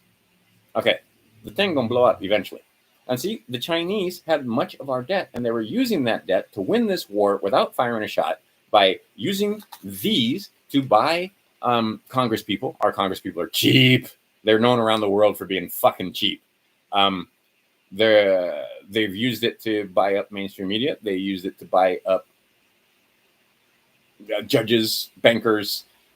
They've used it to buy up, and they even brag about it, right? Pay bribes and so forth. If you listen to some of the generals talking about how we could wipe them out without firing a shot by just pulling out the rug from under the FRN, by just dumping all our FRNs at once. That was one plan. They came up with a better plan. Let's trick them into killing themselves. Much better plan. And they did. How'd they do it? Social influencer, mainstream media. Got the sports guys. They got all this, right? You know that they had bajillions of these, and they turned around and used it against us. Negotiated ridiculous trade deals. That's one thing I agree with the Bad Orange Man, where he said that, yeah, these trade deals are insane, right? So he negotiated better trade deals. And then the Biden just nixed a lot of those and put us back into climate accords and put us back in all. I mean, holy fuck. Anyway, the idea being is that it's pretty clear that the plan was to take these, get you guys to put this on, because they put all these images on the internet about people dropping in the streets and how, right? And then they stories about bat soup and all kind of crazy stuff. And you bought it and didn't go to work. And now, how many guys don't like to work? Plenty job. They don't like to work. Why? They're getting this from the government. Why would you want to? So, and this is the other thing. Why I think the stimulus money has gotten in there, and there's a lot of children that got stimulus money, and they realize that they don't want to leave their stimulus money in this form, and so they're taking their stimulus money and putting it into cryptos. Because I look at how many young Children. I mean, they're children. They're not even 18. Some of these guys are putting money into cryptos, and they're not putting in like millions and millions. They're putting in. It's the aggregate of money of numbers. So it's not the one, $100 from this guy and $100. It's the fact that there are thousands and millions around the world putting in $100. So now you've got, it's a completely different animal. And now you got to use herd mentality and the mentality of not just a few big buyers, but the mentality of the crowd. And there's a crowd in India that's wanting to get in on Safemoon. There's a crowd in Africa that's wanting to get in on Safemoon. I don't know about the Asians yet, but I know India and Africa are two places that they're definitely targeting for the unbanked and for making it so that these guys don't get any of the fees. It stays with the cryptos. How this is all going to play out, don't know. Again, I wouldn't invest a dime more than you could afford to lose. If you can't afford to lose a dime, don't invest a dime. If you think you got $1,000 laying around that you want to try and see what happens, that's what I did, and turned out pretty good. But I got in way.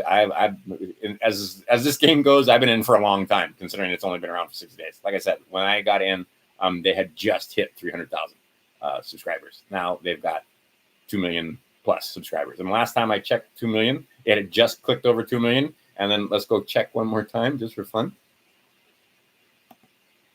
Over here on the Safemoon website. Oops, I'm in markets. Let's go back over here. And look at that. Okay, so a minute ago, or while I was talking, it was like 260 or something. And now it's already 2,070,367 subscribers. So it's gone up by 10,000 just in the time I've been making this video. I think it's gonna fly, guys. I'm just saying. I'm not saying this is not investment advice. Again, my opinion only. I've been here before when it was .com stocks. Now it's crypto coins, and I'm telling you that I saw how it ended with the .com boom. I see it ending similarly here. When that is, I don't know. How long this thing lasts, I don't think it's going to be like it blows up this summer or in fall. I think it's going to take a couple of years. Could be sooner, could be later. Don't know. That's another thing I'm keeping the pulse on to try to figure out for my own benefit and for my own planning and scheduling and so forth about how I want to be and where I want to be and what I'm going to do with my currency and, educating my sons and all that other kind of stuff that has to do with keeping your finger on the pulse of the economy. Because just, the Roman Empire fell and went to shit. Italy's still there. The Italians are still there. Right?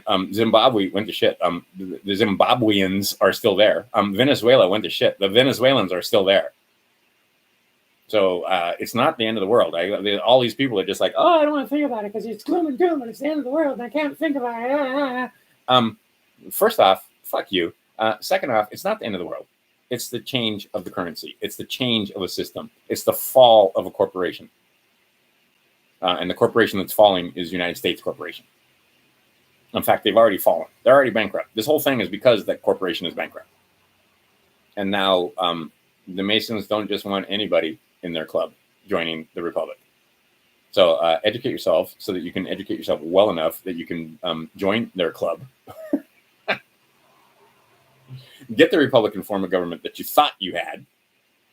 Punish the people that didn't give you the Republican form of government and have been cheating and offering over you and extracting wealth from you and making you think that you had a duty to perform and making you think that you were a subset and making you think that you were less than a man or a woman and making you think that you didn't have God-given rights and that making you think that they could do all these things. Yeah, we got to hold them to account now. Be a man or a mouse. And now we progress. And like I said, all these things are changing. The old world, we're never going back. We're never going. People that think that, oh, you just take a shot and keep wearing your face diaper and everything will go back to normal. I'm sorry. It never goes back to the way it was. We didn't know it, but the last normal that we knew was about, May? So 14, 16 months ago. That was the last normal Christmas. Right now, I have excess funds. Let's put it this way. Normally, I would take my excess funds and take my sons out to dinner or I'm not going to dinner when I got to put a mask on. And it's stupid because at the hostess stand I got to be wearing a mask and then wear a mask walking through the restaurant and then take the mask off when you sit down. I'm done with these people, and I don't miss them. I don't miss them. I hope every single one of them does this, and I hope that thing comes out to be true. See, I've turned into one of them because I'm at the point where these fucking muggles deserve what they get. Right? And they're affecting me. They're dangerous. I have warned them and warned. I stood on the rooftop shouting about how dangerous some of these things are. And fuck you, we're gonna do it anyway. Even though, let's see, Voyager Life Insurance, it's 99% survivable. You can't name a single ingredient. You didn't know about the tests wherein every single animal died.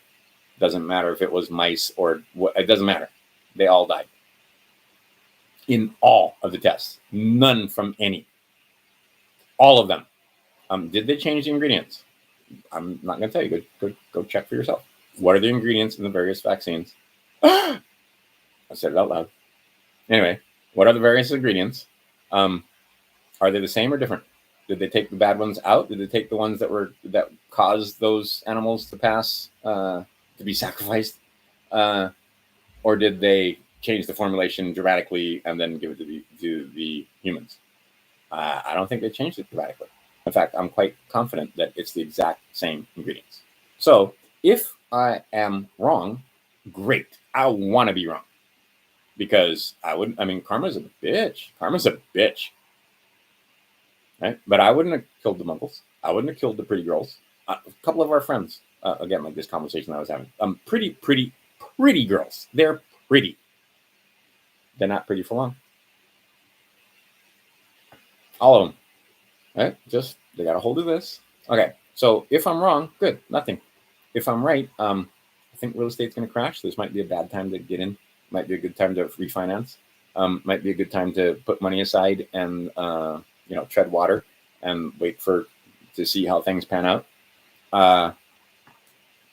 What's the time frame?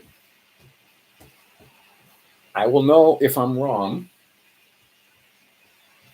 in that many days. If the numbers are still very small that have passed, it's like just a few million, nothing out of the ordinary. And if you go look at the numbers from the birth and death rate in the United States, and if you go back and look at 2021, the numbers are not really high. It's about within 15,000 of plus or minus of what it's been in the last 10 years. But if all of a sudden that number starts going through the roof and it's not plus or minus 15,000, but it's plus like millions, we'll know. They won't be able to hide that from us. All right, so I want to be wrong. I want to be wrong. I want to be wrong. I don't think I'm wrong. Go check my research. Go check and see. Go to the websites. Go see what happened to all of the different. Whether it was, I won't name the names. There's the M1. There's that one. There's the that one. I'm missing one. Anyway, there's 4 of them, but all of them have.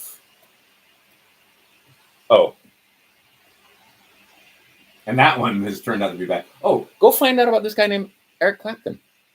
Go just look about Eric Clapton. Put Eric Clapton Rona, put Eric Clapton whatever, just do it and see what Eric Clapton has to say. Oh, how about Dr. Drew? What does he have to say? The guy, Adam Carolla, those guys that were making fun of it and so forth. Anyway, all of this right here. Go take a look and see what's in their ingredients. Go to their website. Their website tells you what's in the thing. Go do some reading. Find out if they changed the ingredients since they had the animal trials where it failed, where every single one of these guys had no survivors in the animal trials. Wait a minute, that might not be true. I know for a fact that one. I know for a fact that one. Okay. But all of these guys, how come they didn't have animal trials? Why did they skip the animal trials? Because all the animals died. Fact check me. If I'm wrong, I'm wrong. Let me know. But just go fact. The information is there. It's not there on Facebook. It's not there on Instagram. It's not there on Google, but it's there if you want to go search it. The information is there, is what I'm saying. All right, let's call it a day. Yeah.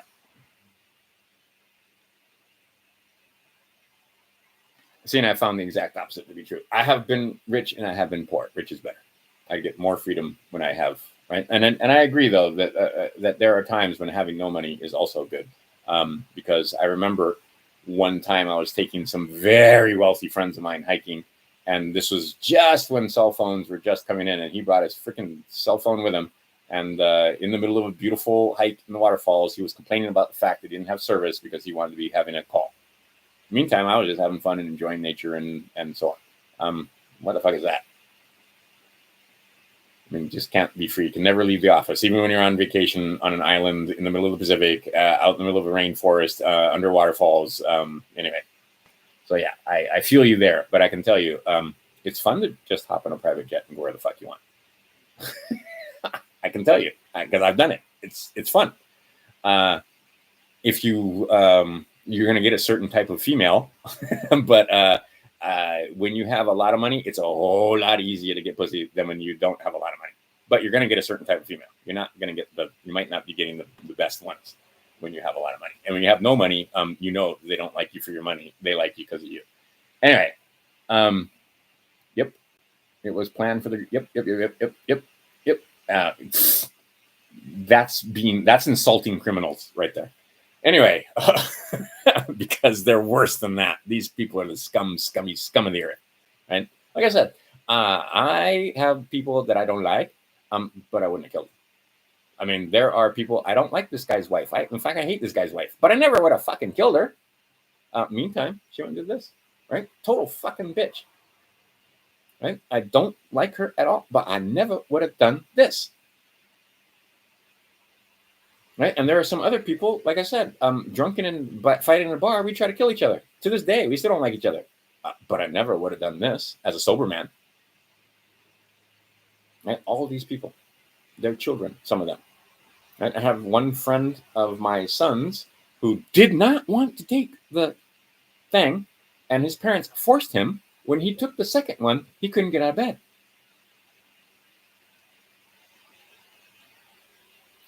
His music teacher, when he took the second one, couldn't have a music lesson. Couldn't sit here and do this. Too sick. I know lots of people like that. I have a friend that's in ICU right now. This guy I know took the second one, and after the second one, now he's in ICU. I don't expect him to come out of ICU. Good for you. Just say no. If you can't say no, what kind of man or woman are you? If you have no power to say, no, I'm not doing that. And they can try and guilt you and all and offer you donuts and enter you into lotteries and you can still say no. Okay, that's it. Go back and watch this at 2x speed. Again, if you click on the screen and then you can use the arrow keys to skip forward or back, that's something I haven't mentioned, and that's something that I've been using quite a bit because various videos, I don't want to listen to the commercials or whatever, and you can just hit skip. It doesn't work on YouTube commercials, but I mean, when they're talking, you can hit skip because like X22 and SGT and several of them, they just say the commercial for their sponsors. And then a lot of times I'll walk out of the room and play the videos and let the commercials play so that the people get some advertising revenue if they haven't been demonetized. All right. And then I do try to buy whatever it is from them most of the time. If I have use for that product, I will try to get the product from them. And like AJ, I'm not a big fan of the I don't watch that often. Although if you go watch AJ, Alex Jones, if you go watch AJ, AJ, basically all he does now is say, I fucking told you so. Did I fucking tell you so? I told you so. I told you so. I told you so. Oh, look, here's, I told you so. Did I tell you that? Oh, look, here, I told you so. He's been fucking, he's at the I told you so point. I'm still not at the, I can see I told you so from where I'm standing, but we're not there yet. And my I told you so sucks. But he's been able to tell you about this, I told you so. I mean, he's got GMO, I told you so. The control of the powers that be and them absolutely usurping them. He told you so. He told you so. He told you so. He may be controlled opposition. He may be a gatekeeper, but at the same time, he told you so. And there are several others that are also saying, I told you so. And they fucking did tell you so. Yeah. Yeah. Yeah. I mean, yeah, the ramifications, like it makes me hyperventilate occasionally. Who going to unload barges? Who going to load barges? What happens if the number is as high as they're projecting? Because there is a military report that several people have mentioned to me. I don't remember the dates anymore. I think it's 2028, which is low, but 7 years from now, they expect the population to be right. Okay.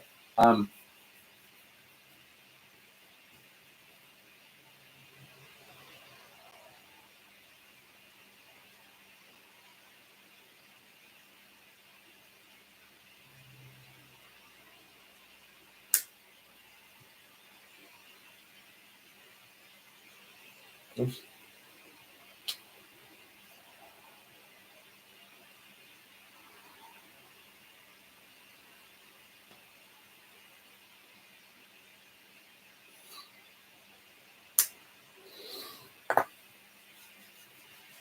I'm just funning you.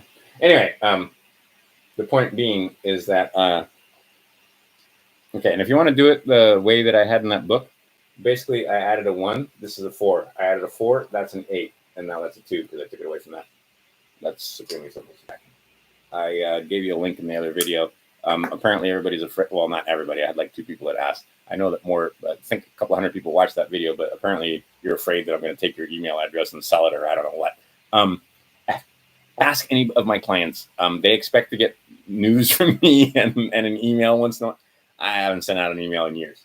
So I'm not going to sell it to anybody else. And you certainly aren't going to get spam or shit from me because I just don't care. Anyway, the point being is that's a lot of guys less. And let's say they give that many doses. Well, all the husbands will kill the wives. All the wives will kill the husbands. So if they only put out 100, I can see this happening.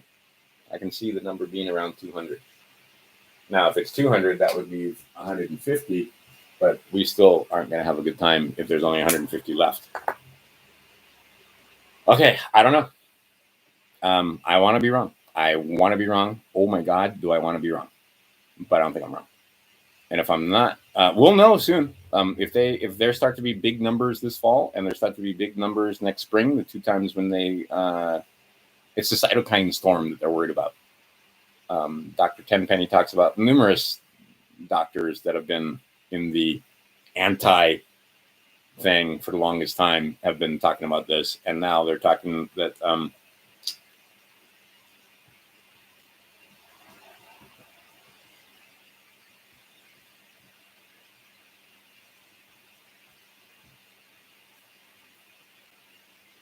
okay, because it's an RNA thing that modifies your DNA.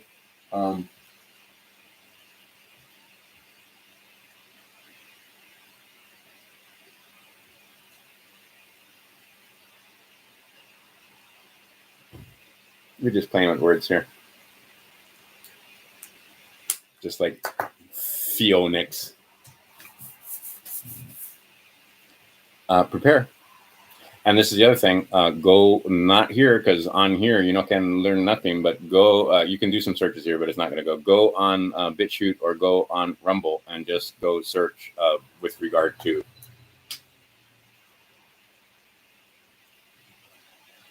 Cliff High talks about this. Right. It's kind of important to know. You don't want to be around these guys. Maybe you don't want to get in an airplane and breathe their farts and exhalations for 4 hours or 5 hours. 45 minutes, probably maximum exposure. You might want to keep your distance. You might not want to go where the muggles go that have been like this. You might want to congregate with people that say, no, we're not. Right? We didn't get it. Those might want to be your people. If the people in your church or other place of worship did this, stop going.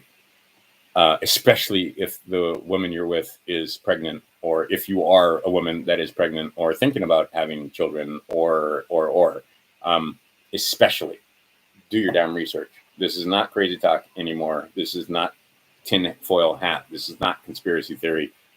This is fact. There are doctors talking about this. There are clinics where the doctors will not let people that have done this into the clinic because their clinic is for pregnant women, and they don't want you anywhere near their clients. They don't even want you in the office. They don't want you to come in and say nothing. Like, don't come down. They don't want you to walk into the waiting room if you've done this.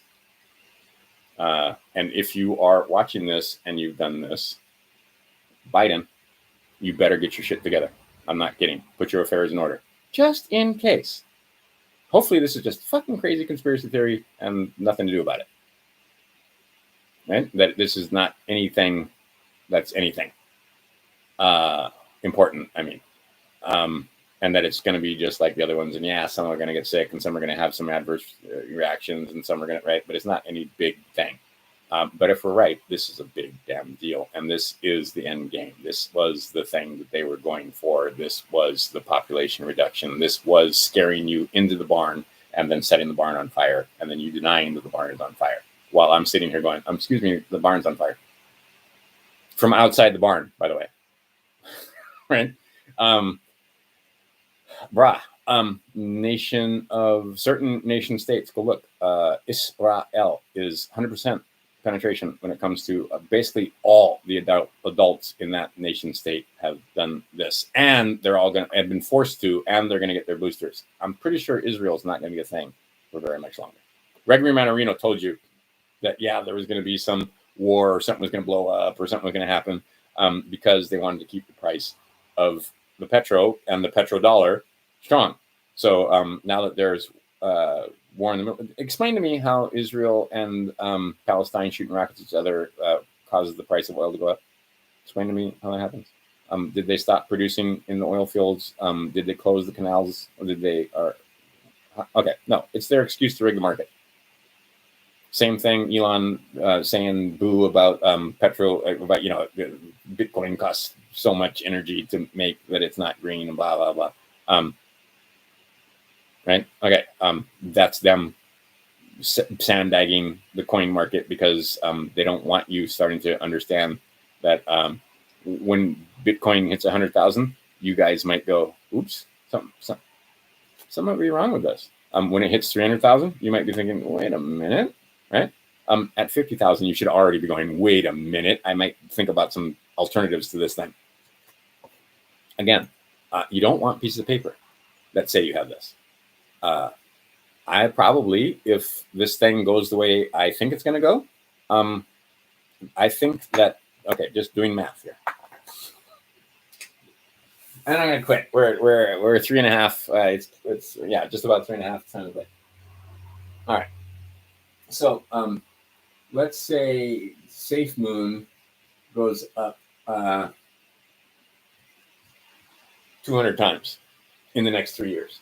And it could probably do much more than that. There are many other coins that have done. I mean, like, I look at some of the returns from inception to now. These numbers are insane. Like thousands of times, 5,000 times, 2,000 times the money, right? So you put 1,000 in, you get 2,000 times the money back. So $1 is $2,000, right? I mean, holy crap! So 1,000 times 1,000. That's going to be $1 million. So 2,000 times, and you put $1,000 in, you got a couple of $1 million, $2 million. I mean, crazy returns. Anyhow, I think Safemoon will go up 200 times before silver goes up 10 times. So, doing the math, take the Safemoon, even if you have to convert it back into these. Okay, and again, not investment advice. I'm just shooting from the hip. This is, I mean, don't say, oh, I heard Monkey said, and then, okay, all right. But it goes up 200 times. I can buy a lot more silver. So instead of buying silver now, I buy this, and then I buy this. See how it works? Or whatever it is. It doesn't have to be Safemoon. It can be whatever crypto you like. Just crypto in general. Okay, so your crypto goes up 200 times. You can buy a whole lot more silver. Now, here's the thing. A lot of you guys are thinking, well, I'll put my $1,000 in, and then I'll have $200,000, and now I'll be able to buy my food, and I'll be able to take care of the water, and I'll be able to take care of the thing. Okay, if you have $1,000 to lose. But if that's all $1,000 you have, I would use that $1,000 and not do this. Okay, that's just me. But you got to make the call. You make the call. I don't know what the call is for you in your situation. But the bottom line is, I'm expecting these guys to go up a whole lot more than this does, because they're going to hold this down as long as they can, obviously. So I'm going to take advantage of them holding this as long as they can. And then when I go and convert from this to this, whether I have to go through FRNs or however it's going to happen, I'm not going to get pieces of paper that say I own this. I'm going to get this. Now, that becomes problematic in itself, because if I have a whole lot, and I can show you that silver takes up some space. If you have a lot of it, where are you going to put it, and how are you going to store it, and how are you going to, right? So that makes problems of its own, because now you don't trust the banks. The whole point of being able to trust the bank is you put these in the bank, and then they can't be stolen from you by some guy with a gun in a dark alley or at the bar or outside the restaurant or in the parking lot on the way to your car or whatever it is. So you have the bulk of them in the bank, and they got a vault and they got protection and so forth. And then you were supposed to be able to go to the bank and take them out. Well, this is too much hassle. So the bank decided to give you these. And then, of course, the bank couldn't stand it, and they had to print more of these than they had these. And here we are in our situation. All right. So you want these. You don't want these. And you don't want a piece of paper that say you have these. Oh, excuse me, that you have these. What you want is these. Now, once you get these, how are you going to store these? Where are you going to put these? Especially if you have huge numbers, because your Safemoon's worth, $100,000 now. 100,000 of these, that's going to take up some space. It's right, because on a computer screen they don't. So that's why I'm going to tell you again. I believe that crypto and silver are going to get us out from the Whore of Babylon, along with this. And I think the Whore of Babylon is going down anyway, but I'd still do your paperwork, because it's not going down fast enough, and it's not going down tomorrow, and they're going to want you to file and give money to a private corporation called the Internal Revenue Service that has no creation statute. Ask them for their creation statute. They don't have one. They're going to tell you it doesn't matter, but they don't have a creation statute. Ask them if their officers can be called federal officers. Ask them some questions. I can find no facts or evidence. And by the way, I'm a man. Super short letters, and just send it to them every 30 days. I told you thrice. If I'm wrong, you should answer me. Same thing when it comes to using the letters that I put in here. Before you file any grievances or make any complaints, you give them notice that you're going to file a grievance or make a complaint. And I won't file it if you can respond to this affidavit. Can they respond? Nope. Now you take the extra step and file the grievance. Then you make the claims. Is this hard? Not hard. Okay. You're going to be a gentleman about it. You're going to give them notice. You're going to give them time to respond. They can't.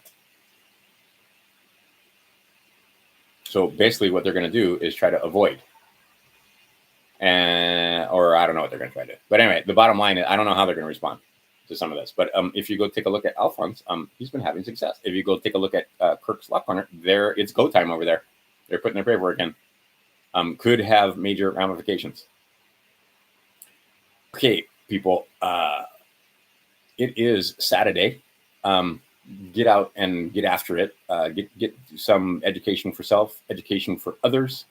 Because once you can educate yourself, then you can educate your others. You can take questions. I was with some lawyers recently. I was able to handle their questions because I know my stuff well enough. I can't recommend the photo reading well enough. My boy was getting 50s, which was average, is what most students get when they do Chinese recognition. And after doing photo reading, now he's getting 90s, to the surprise of his Chinese teacher and everyone there. Scoring super. Anyway, photo reading. Get yourself this book and get yourself the photo reading course, which is like $1,200. It's a superpower. You'll have a superpower. Okay, Crime Stoppers. That was pretty good. I want to be so wrong. Oh my God, I hope I'm wrong. Please pray that I'm wrong. But I don't think I am. Also pray for me, because I don't think I'm moving, and I could use your help. Anyway, just think the thoughts that the move goes smooth and so on. All right, take it easy, Crime Stoppers. E pluribus unum. Educate self, educate others, and I'll talk to you again soon.